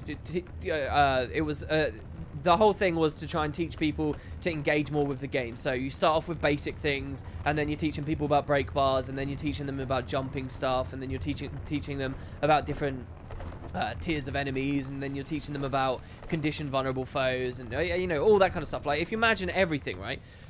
This mission that we just did here, honest to God, I would have this as like the level 1 quest. It's that simple. This would be like, you can only get away, this is a boss fight, if this is the very first encounter of the entire game. Because anywhere else, I feel like this is just pathetic. Unfortunately. You failed that fight. You had no more grubs, so you were stuck there and need to relog. And there's not even a proper failure implemented for it. You have to relog to leave. It's mental. It's not about the boss giving you trouble. It's not about the boss being hard.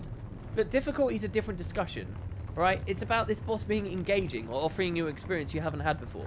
About this boss exciting you. About this boss surprising you. About, yes, this boss also, considering the story, this boss is supposed to intimidate you. About it also being a threat to some extent, which keys into the difficulty discussion. But it's about all those things, and it's just none of those things. And you know, you can tell that no one sat in a room and said, "Yeah, this is just the way we want to do it." This was absolutely. I mean, I will eat my hat if I'm ever proved wrong on this. This was absolutely born out of them not having enough time and forcing the update out. And it just worries me. That's all it is. It's just interesting. It just worries me. I wonder whether we're gonna see like future Living World have less missions because they can't handle it. I just think a lot about those season 2 quotes where they were like, "Oh, we couldn't hit the bar of quality we wanted, blah blah blah." You're not hitting the bar of quality right now. They're not. Anyway. Timey will be pleased. There you go. Oh, I was wrong. Sorry, it's 11 words. Timey will be pleased. Oh, beautiful. I mean, and if you think about the build up to that as well, really, if you think about this patch in broad strokes. Yes, we have another mission with a very epic conclusion. But in broad strokes, there's a lot of build-up to this as well. So it's even worse that this falls on a dull note because it's all, oh, we're building, oh, we're going to the Bitterfrost Frontier and we're interacting with the Kodan. Why? Because we want to get here. We're speaking to the Sons of Svanir. Why? Because we want to get here. We're building an elixir. Why? Because we want to get here. We're climbing up to destroy the frozen waterfall to get to find the minion. It's all about coming here. It's all about this encounter. It's all building up, right? It's all setting the stone, and then this was the conclusion. I feel like that's why it's even worse as well. Anyway, what were we talking about before I started? I'm such a ponce. Well, what were we talking about before that?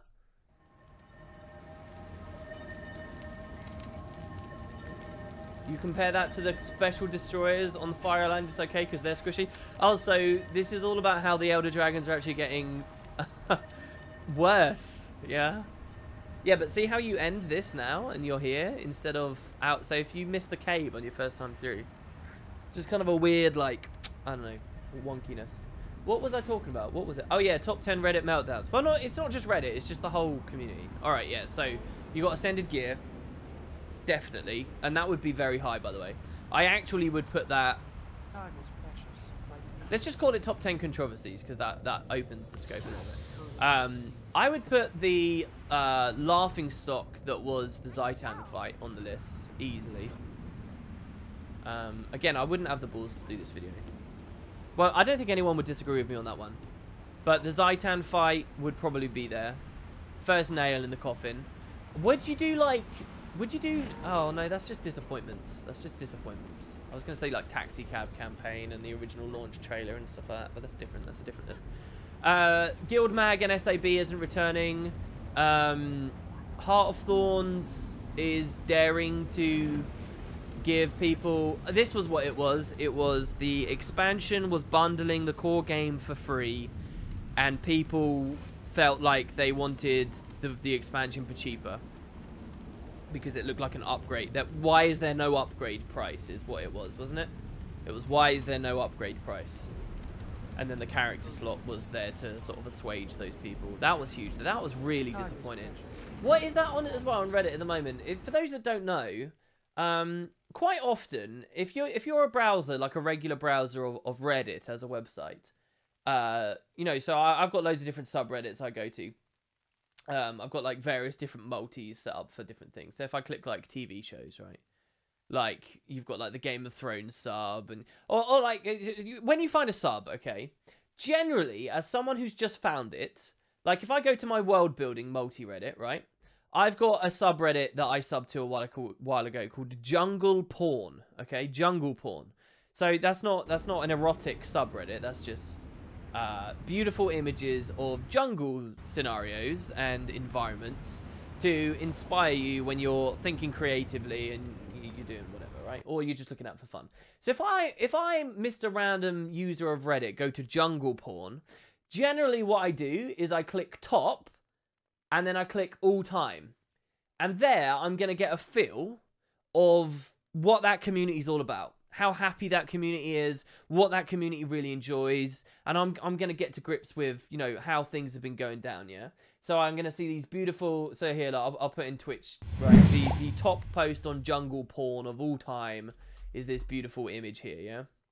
From National Geographic, okay? So anyway, you get the picture. So let's talk about our Guild Wars 2. As far as I'm aware of this, now that we're all on the same page, the top for our Guild Wars 2, maybe it's changed now, but the top of all time, the most upvoted thing, yeah, there you go, is from when they announced release date, when they wanted to sell the expansion, when all the work that they'd been putting in was supposed to pay off. It's from a guy called Crazy Legs Murphy, who I'm quite... is Crazy Legs Murphy still around, I wonder?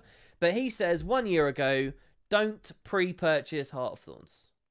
3,865 upvotes. That is what Reddit's most like centered around upvoted, appreciated sentiments. That's what that community is deemed people most should be doing. Not even buying the fucking game the subreddit's about. I mean, that's pretty crazy, right? I'm so sorry, guys. I'm a bad streamer. Thank you for the sub there. Let me have a look here. WP got that jungle fever. Angry push-ups. Thanks. I will keep streaming, man. Thank you, thank you, thank you. We'll keep going. We're going to finish it today. We're going to finish it. I'm very ranty, but that's because I've not done any videos recently, so... I mean, so now you can see, guys, in chat as well. Some people are coming back at it, and they're like, well, no, he was right to say that. He was right, blah, blah, blah, blah, blah. Which is why I wouldn't have the balls to do the video. Because people would be mad at me. Because I'd be like, you're all idiots for being angry. And people would be, rightly in some respects, coming back at me about it. You disagree? Not pre-ordering any game is a good advice all around? Yeah, that's true. That's true enough.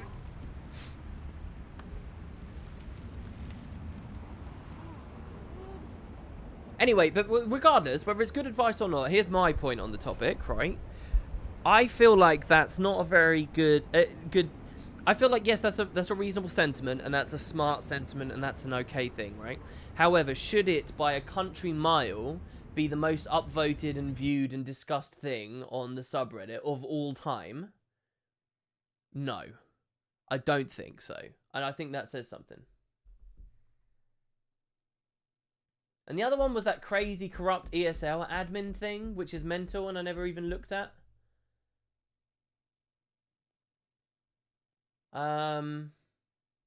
Yeah, what else? What other controversies have there been?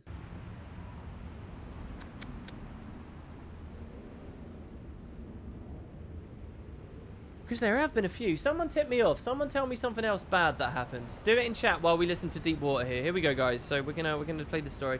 So there we go. We killed the big, dangerous, scary monster. Woo!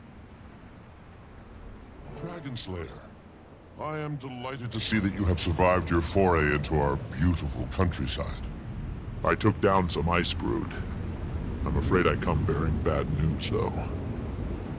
Oh, fool. Quaggan knew it. You found the missing herdmates, didn't you? Oh, boo!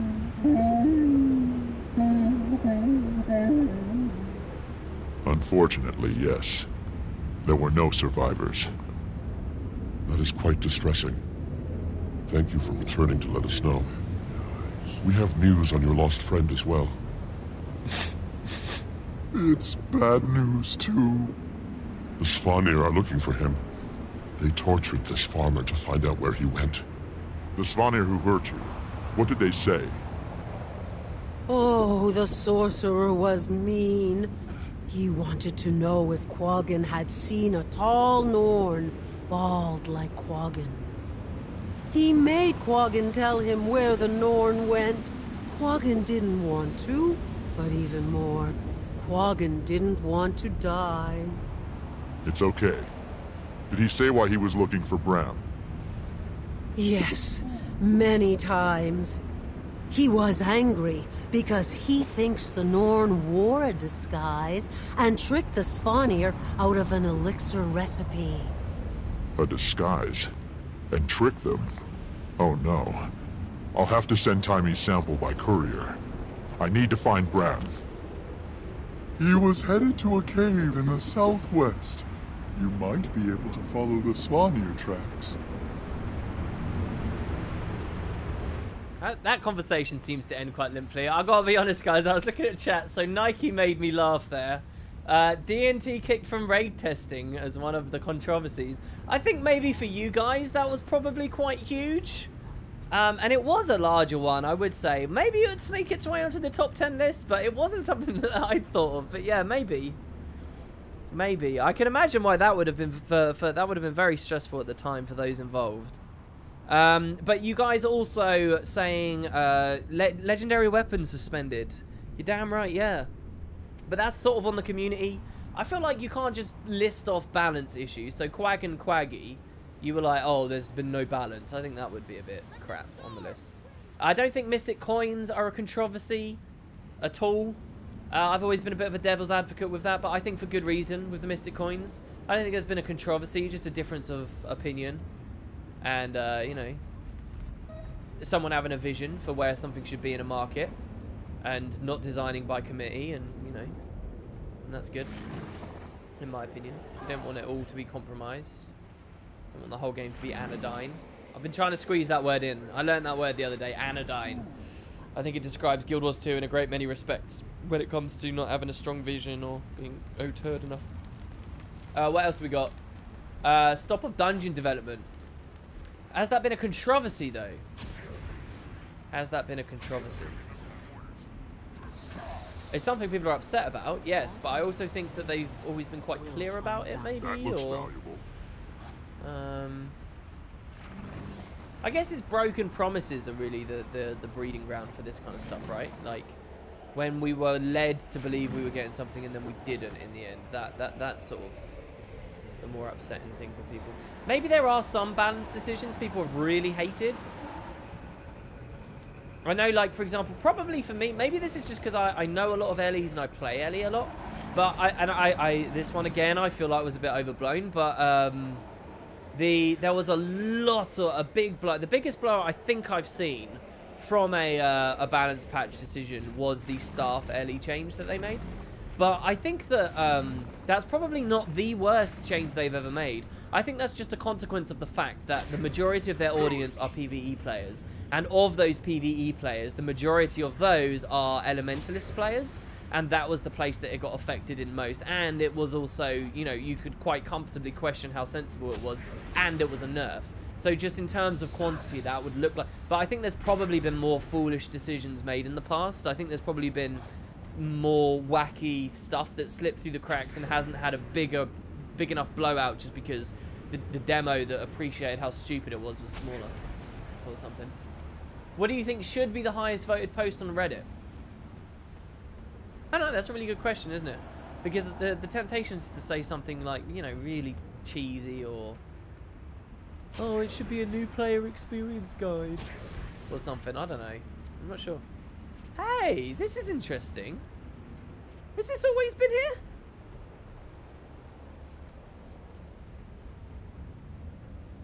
No. That's not always been there. And I mean that both in terms of a thing at all, but also story dependent. That's not a thing, is it? This Necro's not done the story. Let me check something. You missed the story part about the dead Quagons we never saw, but apparently did see because our character told the Code and Quagon duo about them. Yeah, I know. I've just whined about it enough that what's the point in going on about it anymore? Are those footprints really there? Obviously, it should be a link to www.youtube.com/user/wooden potatoes. You're damn right. That is what the top subreddit post should be. Absolutely. No, I'll tell you what it should be. It should be that time that everyone was like, wooden potatoes should get a reference in game. And there was that lovely thread where everyone was being really nice to me just out of nowhere. Or when I went missing on the very first Christmas because I was just PvPing and doing nothing else. And there was a Reddit thread of people saying, hey, where's wooden potatoes? Because I was gone for like 3 months or whatever it was. Which was really stupid of me. But that was very sweet. Those should be the top Reddit threads. Nothing else. Me, me, me, me, me. That's all it should be. Oh dear. You find new player experience threads on the thank you ArenaNet thread so cheesy, like they're trying to make a community a happy place. I know what you mean as well. I do know what you mean. I'm not a very nice person in a lot of respects. Because, for example, like, the cupcake threads, you know, where it's like, oh, we love the devs so much, let's make them cupcakes. Like, it's such a nice and lovely and wonderful sentiment that they're expressing, and, you know, they're being kinder and more open-hearted and thoughtful than I ever would be. And I know all of that, and I appreciate all of that, but I'll tell you what, when I see a thread like that, I'm like, oh, all right. Like, it just doesn't do anything for me. Like, I'm a bit of a dick. So I know what you mean. Like, I wouldn't, maybe it should be a cupcake thread that is the top of all time posted. But for some reason, I just sort of don't like that idea. And I'm not sure what it is. No gesture is better than an empty one. Why is it an empty gesture, though? If they're being lovely by doing that, aren't they? They're being lovely by buying them some cupcakes. Doing a bit of baking for them. What do I think of the ArenaNet balance team? I think they have the hardest jobs out of everyone at the entire company. And I think that I think they mess a lot of stuff up. I really do think they mess a lot of stuff up. And I get worried about the future of the franchise in some respects. But I have a lot of sympathy for them in that role. And I think they get too much heat. I think that legitimately the worst of the community comes out when a balance patch strikes, because there is just so much bollocks from people where they just don't actually have, they have a very narrow window of what they understand the game to be. The game is only my one class in my one little area of the game. Whether that's only fractals, or it's only open world, or it's only a raid, or it's only world versus world, or fucking if it's only stronghold even, right? Like, and you get a lot of people who will scream at the devs and ask them to be fired and all this crap because their little narrow window didn't have a change they understand. And of course, they're the expert. Of course, they know more than the balance dev. That winds me right up. It winds me right up. I mean, I'm a hypocrite. I'll act like a cut above as well, and I'll act like I know better all the time. But I think it's hard. I think they have the hardest jobs of the whole company. I really do. Here you were trying to ask something positive, and it turned into a rant. Yeah, look, by the way, no footsteps. No footsteps. That's cool. Take it from me, the balance team knows what to change and how to change it for all the game modes. They aren't allowed to have a free hand change stuff due to internal politics and restrictions. People blame Carl, but it's not his fault. That annoys me as well. I mean, I really, you know, like, especially when Heart of Thorns came out, we kind of had, like, this vague suggestion that some devs were sort of more in charge of some elite specs than others. And I'm sure there was more to it than that, but all people will do is, like, and I did a meaty video explaining all my issues with Tempest and my issues with its purity of purpose and, a lot of what I found very wonky and unintuitive about its design. And as an Ellie main, it really upset me. Not once in that video did I say, I think Carl did Tempest, right? Not once in that video would I have ever dared say, oh, Carl didn't know what he was doing. Carl. I mean, I think you have to be really, really short-sighted to think that, honestly, one dev and only one dev existed in some kind of vacuum environment with no feedback from anyone else at any point for months on end. To produce this thing, and all blame can be levied there. I mean, it's just it's unbelievable. It's so arrogant. The Sons of Svanir must not be interested in covering their tracks. Oh, There we go. The dialogue's already done. I missed most of that. That's them.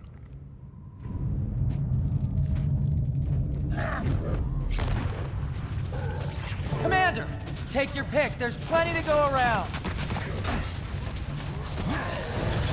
Oh, what? They didn't even say that much. Also, ignore that friggin' shadow stuff. Infiltrator's arrow there, sorry. Yeah, one thing I really liked about this patch, by the way, that I haven't said before, a little bit of positivity. Let's get it in there. I really liked the little sound effect that was on Rox's voice there, where she sounded like she was distant and echoing in a cave. I like that. That was cool. This is going to be a right pain in the ass, isn't it? I've just realised. I should probably run smoke screen. I don't know, at least against the hunters, because smoke screens, yeah.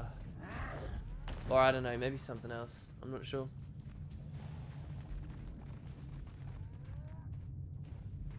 Fun fact, when the balance team wants to change a skill, they need unanimous approval from a few other teams, including World Boss team. Lol, lol, lol, lol, lol. Wait, what, is that a joke? They don't have a World Boss team, do they? A World Boss team? Oh my god. I do wonder, I am immensely curious about how all those things work. But I also feel like, you know, there's a line in the sand at some point where the community stands and, you know, where you're going a bit too far. Someone said I'm new to Guild Wars. Do I think it's dying? I don't think it's dying. I think, and this is my God's to honest opinion, I think that ArenaNet can put out 3 more awful expansions, and the game will keep going. Mate, no mistake, what I'm saying there is they can fuck up the next 6 years of development, and this game still won't be going anywhere. I really do think they got that, and that's not what I want to see of the game. And I, as a content creator in this community, might be long gone at that point. Don't get me wrong, but I'm under no illusion. I don't think the game will die even at that point, really. That's what I think. There's no way it's in its last legs. I mean, and it's a weird discussion to go into as well, because you know the question comes up: what are its last legs? First of all, as long as you can log in every day and you've got a good chance of seeing another player, and as long as meaningful development continues, can we declare a game dead? Well, maybe now we have to talk about what is meaningful development. Is Gemstore meaningful development? Is funding future expansions but no living world in between meaningful development? You know, people are going to have their own interpretation of that. Buster. Jesus Christ, man.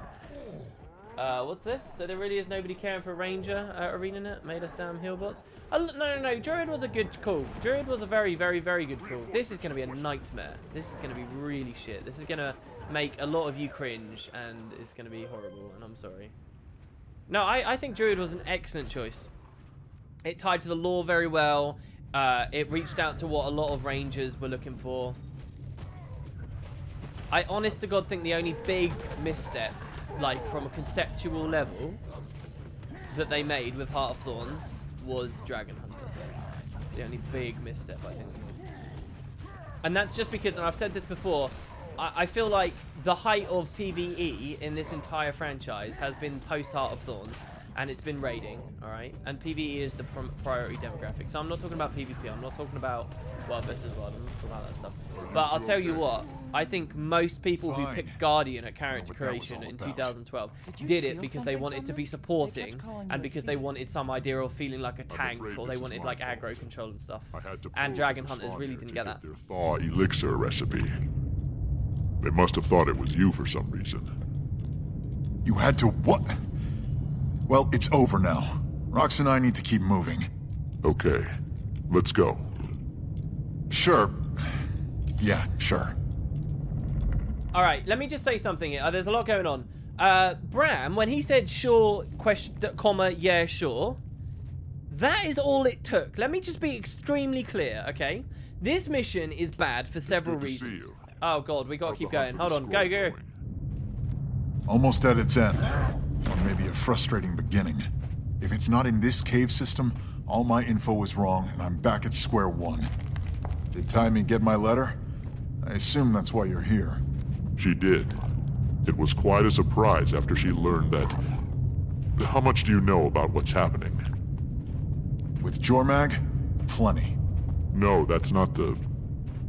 Primordus is active too. I heard.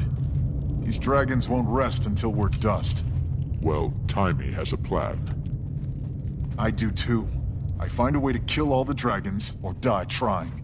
That's a little extreme. Talk to me after they've taken your mother. Oh, that's already gonna wind people up. Sounds like other... wolves! Oh, guys, I hate this. This is the worst of streaming right now because we got a million things to say. I'm actually happy that there's endless waves of wolves here. Yeah, sure, okay. This whole mission is basically Bram's expressing, oh, he's upset, right? And when I first played this and I heard the yeah, sure, I was like, oh, they're doing something there. Bram's annoyed with us.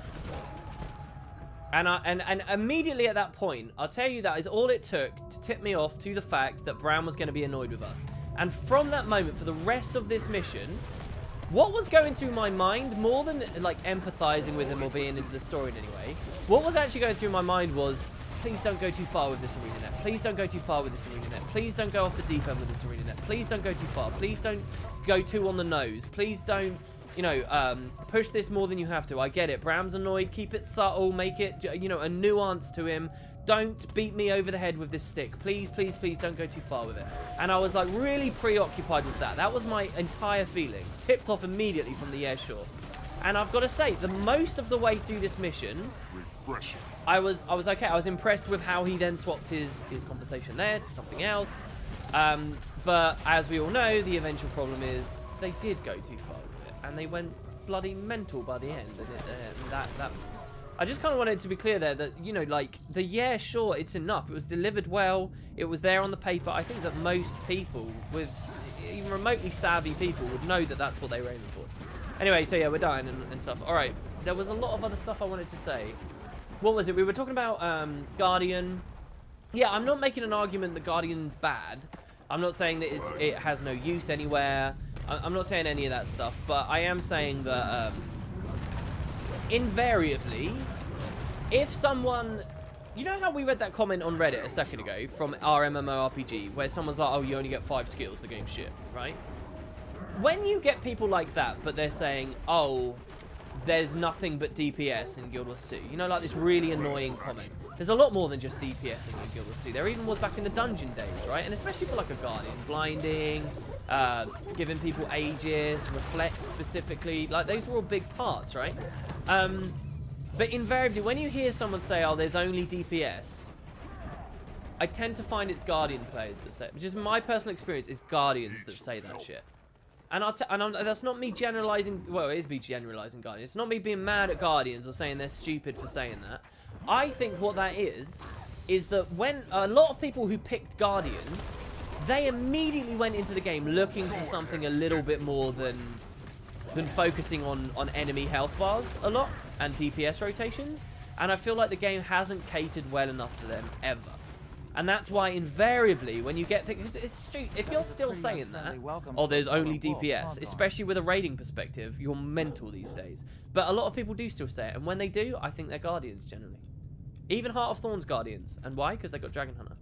And I think also, so well, let's listen. Aren't the only threats. A Mersat, Lazarus, is back, and seems to have changed, but...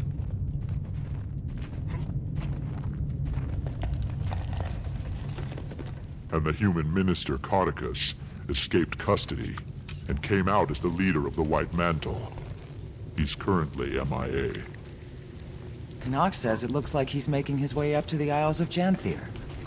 It's getting pretty dark. Time for some torches, and a way out of this cavern.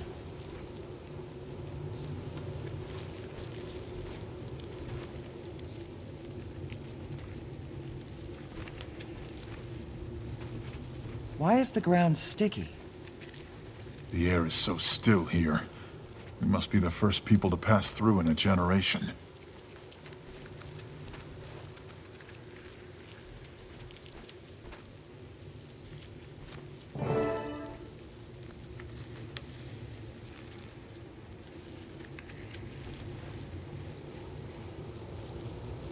Right, we finally get a break here, I think, finally.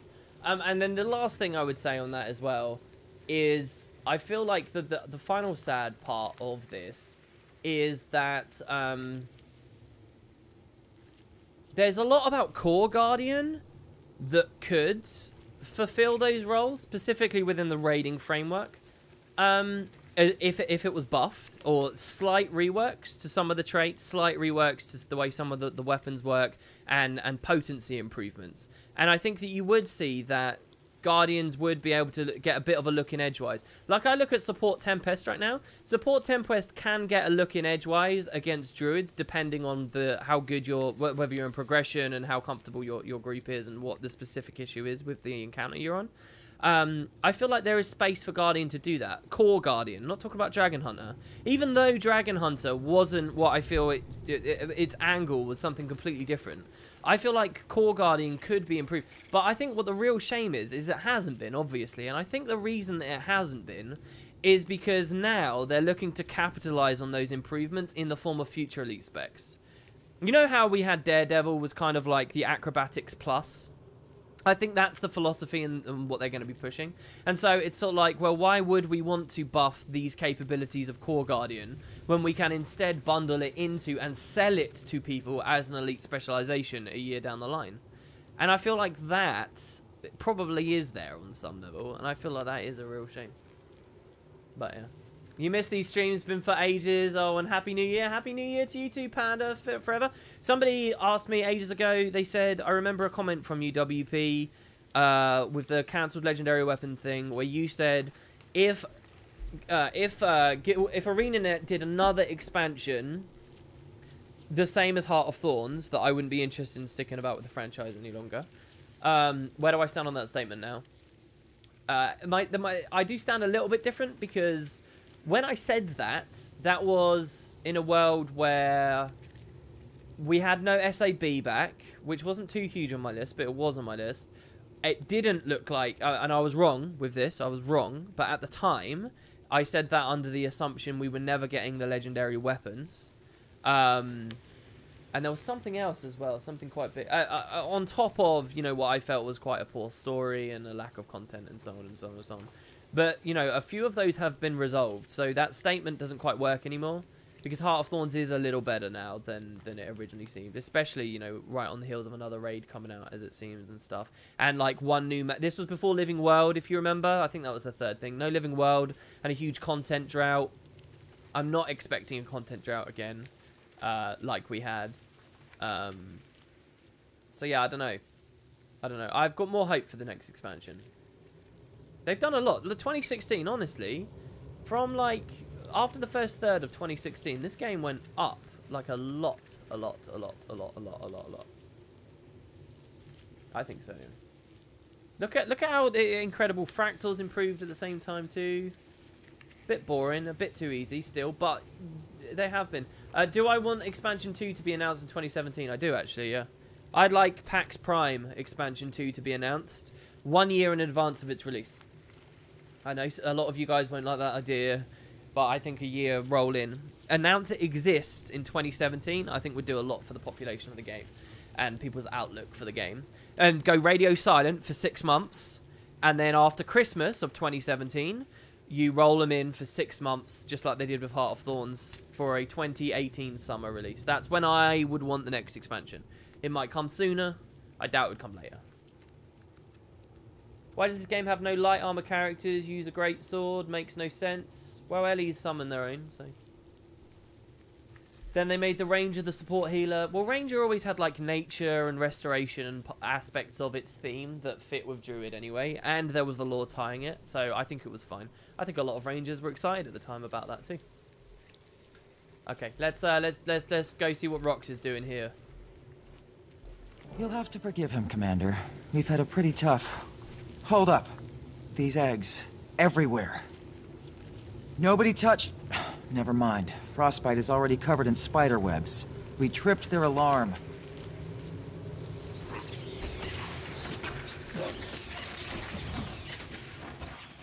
That sound effect is kind of interesting. I don't know. I've never really listened to that before. Do you also think that the balance teams is sometimes a bit biased? For example, I often see Ellie getting the good stuff or not getting nerfed. That's a very interesting discussion and a very interesting question. Let me throw that back to chat. Do you guys think that there is bias? If the balance team has one job, okay, surely its job is to promote a variety or a parity between the efficacy of all the available classes, traits, weapons across all the available game modes. Correct? Is that not the idealistic, perfect world they're going for? Like, I think that I'm right in saying that. It would be bizarre for me to think that they've got on a designs sheet, yeah, we don't want engineers to be raiding this year. No, we're not going to do that. We're holding that off for the machinist elite spec in 2018. So let's nerf slick shoes. Let's make Condi, NG, you know, really situational. We know people are going to freak out about it and whatever, and they'll have a kickback. Let's do that. Yeah, that sounds good to me. Okay. But most of our players are Ellies, so let's give them all the good stuff. Do you guys think that actually happened?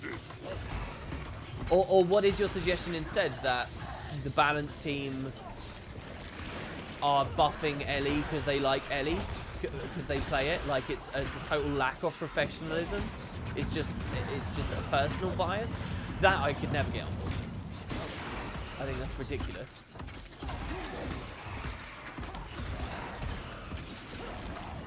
What are you hoping, expecting for the next expansion in terms of amount of maps and story length? I want 8 maps off the bat. At least 8 maps, please. And I'm talking about traditional PvE maps. I actually have a I have a list that I've been writing for a while, and when I think about stuff, I've been putting it on the list.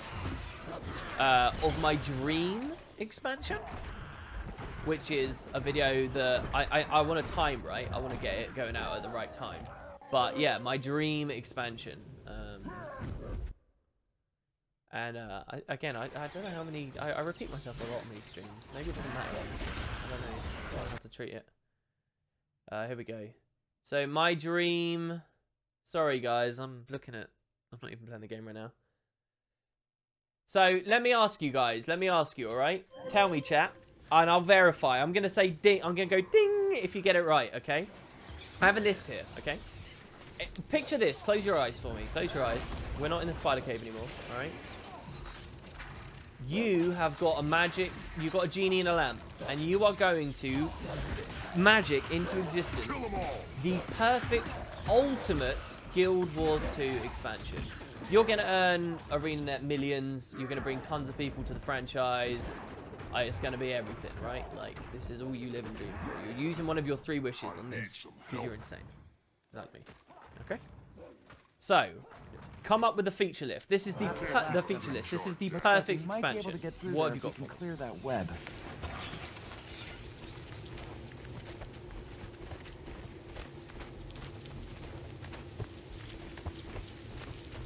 That did it.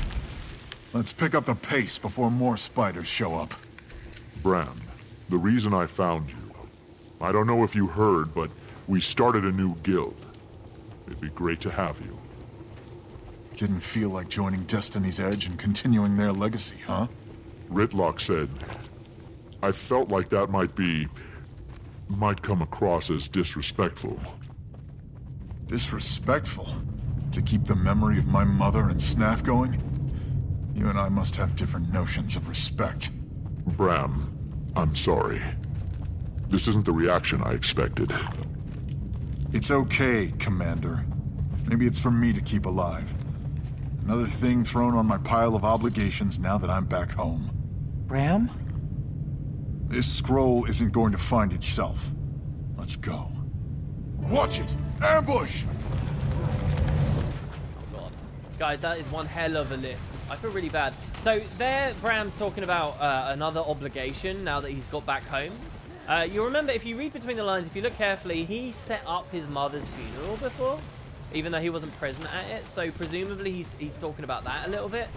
But people have been suggesting, like, there's a lot of discussion that's come out of every little word here. We could spend like an hour talking about each little thing. Oh, really? But people have really, really read between the lines a lot of what Bram's saying here and what might be going on with him. But he feels like he's got a lot of obligations to fill in. And the idea here is that he feels obligated to fulfill some kind of legend or something as a Norn. Again, I think you probably know a lot of my opinions on that already. Alright, so yeah, the class bias thing, I'm not sure quite we wrapped up, really. Some people gave their thought. When the balance team decided to change the traps, which affected attunements... Traps which affected attunement. Traps which affected attunements. I don't know what you're talking about. Not so long... Traits, do you mean? And it caused a huge uproar. Why? Because up to that time, Ellie wasn't affected by nerfs, which would cause a serious change in gameplay. You're talking about when they nerfed protection on Earth swap and swiftness on air swap and stuff like that, right? That's how Ellie was balanced. DD too strong. Let's make Scepter focus even better. Okay. So you feel there is bias. Anyway, people have come up with a lot of different things here. Going back to 1 Grandmaster trait, reducing power creep. This is the first line of defense. I'd heard these things were guarding the scroll. I knew this was right. Might be in the next chamber then. If we could get through the ice wall, maybe Frostbite can fit through the crevice. Or there's the Bramway. Let's go. Alright, hopefully if I don't go in there, the dialogue won't start. I'm going to give you guys my list. Alright? Again, let's push it. Let's push the envelope. What would be amazing, alright? I've got 2 to 4 new guild halls. Can you imagine if there was more than just 2? Can you imagine if they added 4 guild halls in one expansion? There's 6 that people pick from. Now it's a much bigger part of your identity, which hall you go for. 2 to 4 new halls. I'd add a lot of other stuff to that. I've got not 8 maps here. I've got 10 to 12 new maps. Can you imagine that? Pretty good. Before Living World, this is. I've got a new Wild versus Wild Borderland, and I would have it jungle themed. Yeah, because of the red, the green, and the blue. I would have it jungle themed, and I'd try and go good with that. I would say at least 1 new discipline gets added to the game. The farmer, the diplomat, the fishmonger, the whatever. Yeah. Speaking of fishmonger, fishing-based mastery, or I don't know, I'd rework the shit out of masteries. I would have the full complement of 9 new elite specializations, and yes, that would include a sword elementalist. I saw someone in chat said that. Sword Ellie, hell yes. I actually have no new race. I don't know. A new race? What do you guys think about that? Would the perfect expansion have that? I guess it would, right? What would you have for new masteries? If it is the Crystal Desert, we're looking at what? Janundu, sand dune surfing, fishing, as I said. Do you know what I'd have with it? Perfect expansion for me? I'd have a physical collector's edition. Come on. What a shambles. That really upset me that Heart of Thorns didn't have a physical box that I could get, let alone a physical collector's edition. Come on, the physical Nightfall and Factions collector's editions and the Prophecies collector's editions. They were so cool, man. Why? Why would you get rid of that? Oh, and I'd have a proper CGI trailer to go along with it as well, to market it. Full on. Take that 10 grand from PvP or whatever the balls it is and put that into a CGI trailer. I love going on about that. Also with elite specializations, I'd have like proper quests and like story to get through them, so they're integrated into the world better. And lastly, the last thing I've got on my list, by the way, cheeky little reward, legendary, backpack, capes. That's right. Perfect expansion. I'd have capes come into the game. I reckon you could mark it on capes. So that's what I got. Mounts is not on my list, but I wouldn't be surprised if they do it, because it would be the most ridiculous cash cow. And it's Gliders 2.0, and I do think that they probably will go with mounts, to be honest with you. It wouldn't shock me at all. It wouldn't really upset me, but it's not a feature that I really think the game needs that much. If I'm disappointed about anything, it's that they're going to have to do something quite wild to make mounts fit into the game. And it's like, oh, that could have all been time working on other stuff. That's what I'd say. How am I doing in PvP Season 5? I'm Platinum. I got there on a Condi Ellie first, then I dropped down again, and then I've thiefed and necroed my way up again. I'm Platinum at the moment. The very bottom of Platinum. But I'm doing good.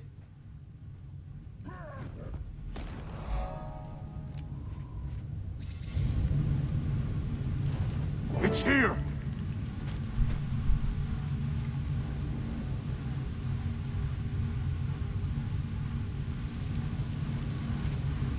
I'll take that, thanks!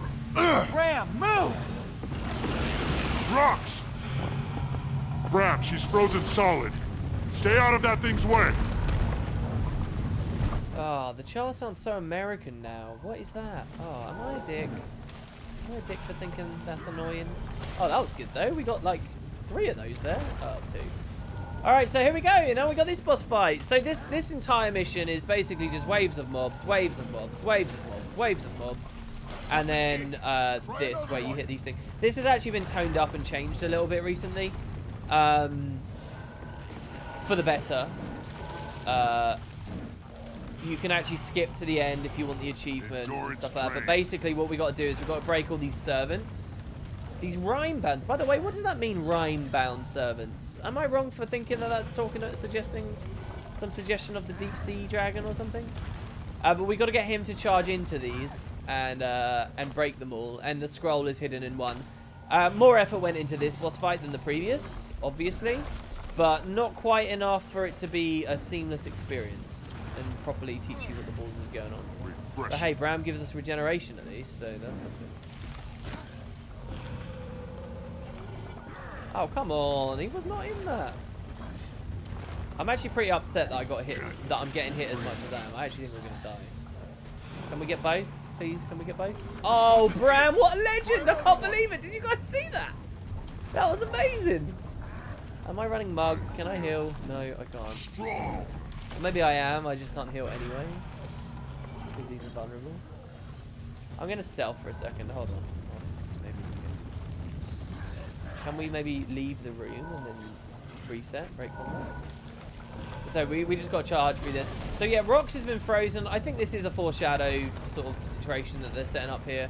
I think that there is some suggestion here that he's really going to get someone he cares about hurt. And I think it could be Rox. Rox is just too cool. She's like... But Rocks. She's like... I don't know. I feel like Rox, you know how sometimes you got to have that character who acts like you would act if you were in, you know, a zombie apocalypse, or you were in, you know, whatever situation it is. I feel like Rox is the Guild Wars equivalent of that. Rime is a coating of ice. It's used in relation to nautical stuff in stories sometimes. Like, yeah, when I think of rime, I think of nautical stuff. This game with the Zaitan arc was very good with its nautical themes. Well, sort of. It hints at them a lot. It could have done a lot more, but yeah, I guess just coated in ice then, maybe it doesn't matter. This is annoying, he's just going to hit the block straight away. So I've got to drag him over here, and then I've got to drag him again. Faffing around. Come on. I make a pretty good team. No, what are you doing? What? What? Oh my god. There we go. There's an achievement to not get hit by this, by the way, and I don't know his animation or anything. There you go. There's the scroll. Bram, here's the big moment, guys. Refreshing. The scroll. It was true. Thank Wolf, it was true. For the might of the fire lives in my heart, and in this bow, no chill will extinguish its light. Was that it? Did it work? Only one way to find out. Oh, it did work. Whoa. It's a shame I got hit by one of his things. Right in the middle. But yeah, so now it's vulnerable. Now this champion... So I can't quite remember. Is this actually supposed to be a Jormag minion or not? The champion ice beast. Oh, somebody also asked me earlier if the wolves from Bloodstone Fen ended up in this patch. And I do believe they did, didn't they? Can someone just confirm that to me? That should have freed Rocks. Right there. They did appear in the patch, didn't they? Oh, what? Why can't I evade those? Seriously?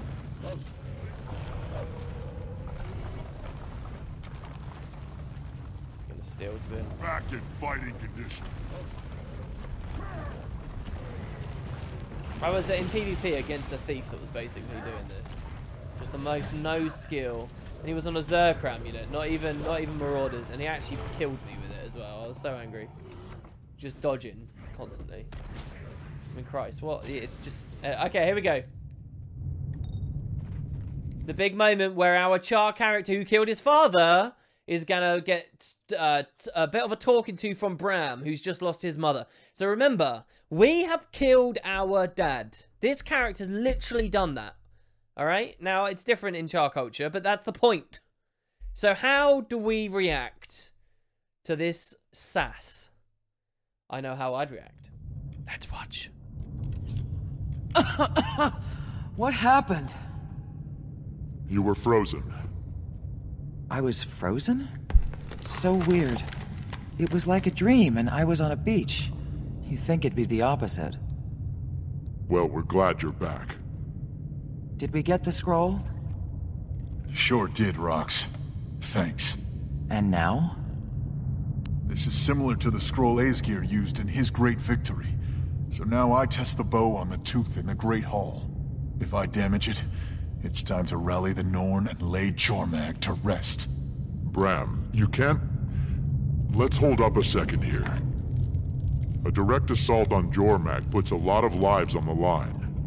I think the Pact can tell you that may not be the best idea. The Pact you commanded. Look, Jormag is my problem, and I'll deal with it my way, with or without you. Jormag isn't just your... Look what happened to Rox when you rushed in and bashed something. Oh, I forgot your calculated plans always work out perfectly. Like when you posed as a Svanir to get some potion. Okay, can we back up? Timey thinks there may be a way to pit Primordius and... No, don't back up. Shut up. Smack him in the face. Beat him up. Oh my god. Timey thinks, huh? If the tooth chips, we have hard proof. Hard proof of what? That you can battle a tooth? So only you get to decide when we take down a dragon? Only you are allowed to kill them? That's not what I'm saying. Yes, it is what I'm saying. Absolutely. I've got more experience in this than you. That's what it sounds like. I'm only asking you to wait. Maybe just a few days. See if Timey can do this. There could be no need to put lives at risk. With every moment we wait, someone else's mother dies. I won't give Jormag a few days. I won't give Jormag a few minutes. Quit your bitching. Get in the corner right now. Get in the corner. That's it. You're shutting up right now. I'm not interested in anything you have to say anymore. Things. One with you. They're not to be taken lightly. You think I take it? You know what, Commander? I'm glad you didn't join Destiny's Edge. My mother wouldn't want you in there. Oh, shut the fuck up. Garm, to me. No, don't just watch him. No, kill him. Kill him right now. That's it. No, this is it. I'm done with your shit. On me right now. Do you think he'll do it? I hope cooler heads prevail. He has to see this isn't the way. Or you could make him see. Ah.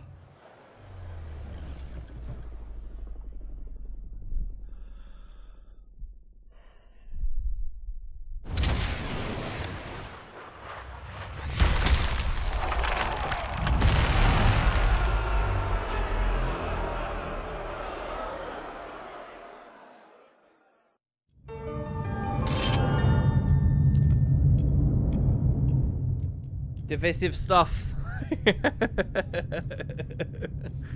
Ooh, what do we think, guys? What do we think? Oh, I mean, I do respect it a lot for getting people angry. You're supposed to be angry. I just wish my character was more... You know, one person, it was a very narrow-minded, it was a very short little comment, and it's not actually something I agree with. But one person said to me, in the wake of a lot of this discussion, they said, oh, ArenaNet really should have given us the ferocity, charm, dignity chance here.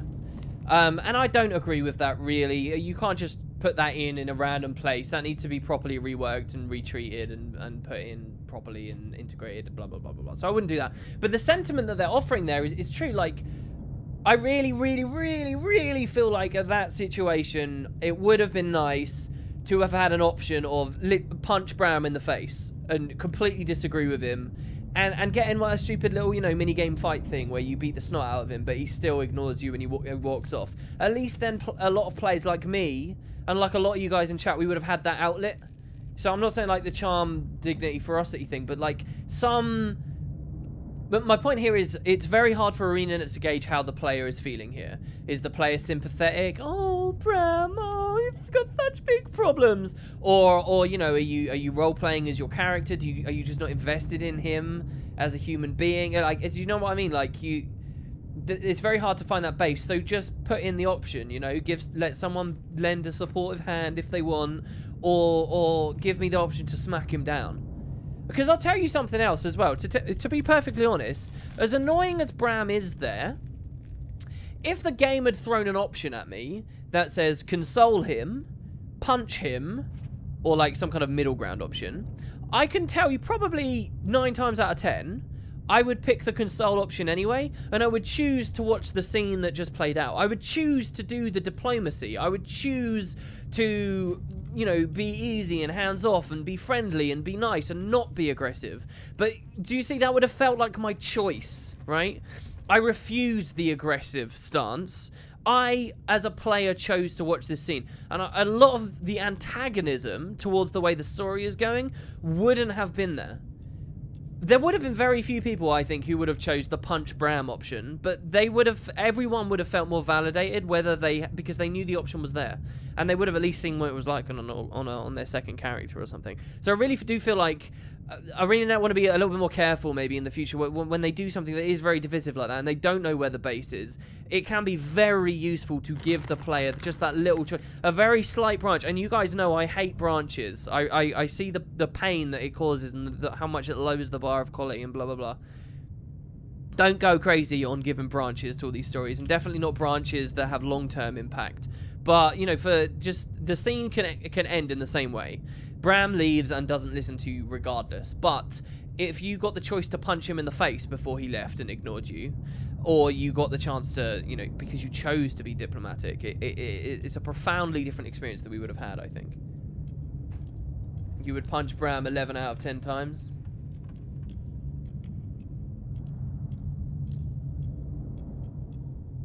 I don't think we needed an option. It just would have really helped. It would have really helped. But yeah, so there you go. I'm glad we did this on Char, guys. It was nice to hear the new Char voice actor. That is a new guy. And it was nice to get that perspective. So there you go. So I'll read this. I'll read everything we did from these streams, and then we'll probably close it up, guys. If you've got any more questions for me, any stupid rants, any high horsing, any sitting on our pedestal looking down at the rest of the world, as we love to do on these streams, feel free to ask them while I read this out. So here we go. This is the entirety of A Crack in the Ice, which, again, can I just remind you, despite this, I honestly do feel like has been the best patch that they did of Living World Season 3. In 2016 and so far of the entire season. It's really, really, really good. This was stronger in my opinion. All told, it was stronger. Alright, so here we go. Precocious Aurene. Aurene is old enough to begin her training. I'm sure that Glint would be pleased. The Exalted set up several challenges for her and I to conquer together. I taught the little dragon compassion, courage, and teamwork. Our final challenge put our bond to the test, and we overcame it. The creature we defeated never had a chance. So then we journey to Bitterfrost Frontier. The elders at Holbrook received me hospitably and had good information about the sighting of a strange ice-brewed creature in the far north. They'd also seen Bram and knew Rox was gone to join in with Garm. Apparently, those two are headed in the same direction I am. There's a pass through the mountains between Frostgorge Sound and the Bitterfrost Frontier, but it's guarded by a Kodan. I convinced her that my mission was important enough that I'd be allowed entrance, and she gave me a magical torch that brought down the icy barrier and let me through. Bitterfrost Frontier is one of the most naturally inhospitable places I've ever visited. And remember, this comes from a character whose perspective is having already visited the Fire Island chain. It's inconceivable that anyone but Svarnid choose to live here. I spoke with the Kodan and Quaggan leaders at Sorrow's Eclipse, and they advised me to speak with the Quaggan shaman. The shaman warned me of the extreme cold at my destination, suggesting I speak with the Svarnid who have some magical means to survive it. I have a plan to find out how they do it. The Svanir were a challenge, but nothing I couldn't handle. Once I'd acquired some of their armor, it was a small thing to fashion a disguise that would get me in. I played dumb, and they gave me what I needed, a recipe for Thor elixir. I got out with my skin intact. I call that a success. Now off to find the ingredients. This is a weird description. Look at all the blocks of text and just watch it evaporate. It is weird the way they did that Svanir part of the arc. My quest to collect the ingredients for the Thor elixir brought... I thought they had a typo there. Many adventures my way. I found the winterberries, the griffin eggshells, and frostbitten suet, and I also managed to coax a firestone from Grawl by honouring their goddess Chukakuka, an old Norn statue that was reclaimed from the ice. The hot springs were a welcome respite from the cold, but even they are overrun with Svanir and ice brood. I met a Quaggan farmer there named Simuba, who showed me the hottest spring of all. See, that's weird immediately. Simuba didn't show us the hottest spring of all. She refused. Its waters flow up from near the heart of Tyria, and they were just what I needed to cook my Thor elixir. I have it now, so I'm ready to breach Jormag's bitter cold. All reports proved true. This is where this stream started. The creature I was hunting showed characteristics of Jormag, Morgemoth, and Zaitan. Unlike the poor Quaggans and Kodan I found there, we didn't find any there, I survived my encounter with it and got out without being corrupted or frozen to death. I have Timey's sample, and now I'm headed back. I'll step in Sorry's Eclipse on the way to let them know I found their herd mates. What a tragedy. See, look at how much they've dedicated to that, and it just never ended up being true. So the other thing to talk about there, guys, is, I guess we'll do it on another stream, but it's kind of weird what they're doing with dragons absorbing each other's influences and what their weaknesses or strengths might be now, but we'll get to that another day. Frozen out. I checked after rocks and bram once deep water and Vanaros Flubbert told me where to start. I found them deep in an ice cavern looking for a magical scroll for Bram to use on his mother's bow. When I caught up, they were in trouble, but with my added brains and brawn, we made it to the scroll and slayed the ice brood Goliath. I learned that Bram is having more trouble with Air's death than I'd realized. He's bent on independence and on going after Jormag himself, convinced that it's his duty. I was unable to convince him to join Dragon's Watch so we could pursue a plan together. We parted on less than good terms, and Rox stayed to watch over him. So there you go. Very dry retelling, honestly, of the story. But that's it. Do you think waters near the core of Tyria will somehow play into the deep sea dragon? Maybe.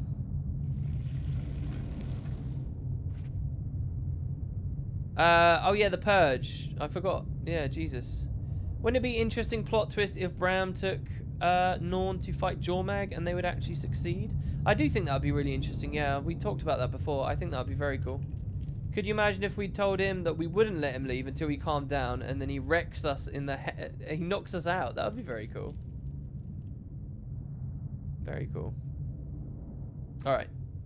How come Krakatorik didn't attack the egg chamber in episode 2? Surely the awakening of Glint's baby would send it. Yeah, I know. I don't know. Proximity, maybe they'll set something up with Palawa distracting him, or maybe they just plain didn't like the idea.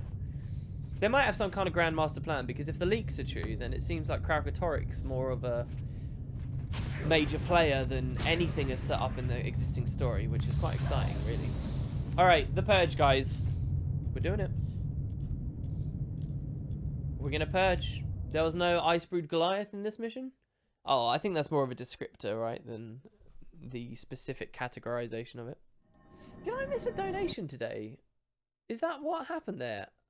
Archimondus Twitch. When did that happen? Oh no, that was last week. That was last week, and we shouted that out. That's cool. Okay. All right. So everybody's getting kicked, guys. Everyone. You can request re-invites. Don't do it tonight. Tonight, honestly, don't worry about it. I've got this pizza to eat. I've got stuff to do. I'm not going to be in game that much. Don't worry. Don't freak out, guys. It's fine. I have a list of everyone who's currently in the guild and their existing rank. Okay? Everyone's going to get kicked, and people on request can be reinstated and re-invited for their rank for the next 3 to 6 days. Okay? So, no worries about it. But yeah, this is the Purge. We're getting rid of everyone, and we're starting fresh. So here we go. Actually, do you know what? This is going to take ages. I've got 500 people to kick. This is going to be... if you guys want to do me a favor, you will literally get no recognition for doing this favor. But if you want to do me a favor and you want to leave, it would help. But yeah, I've got to kick everyone. Literally everyone. So that's going to be fun, isn't it? So yeah. That's the Purge. Woo! It's all very exciting.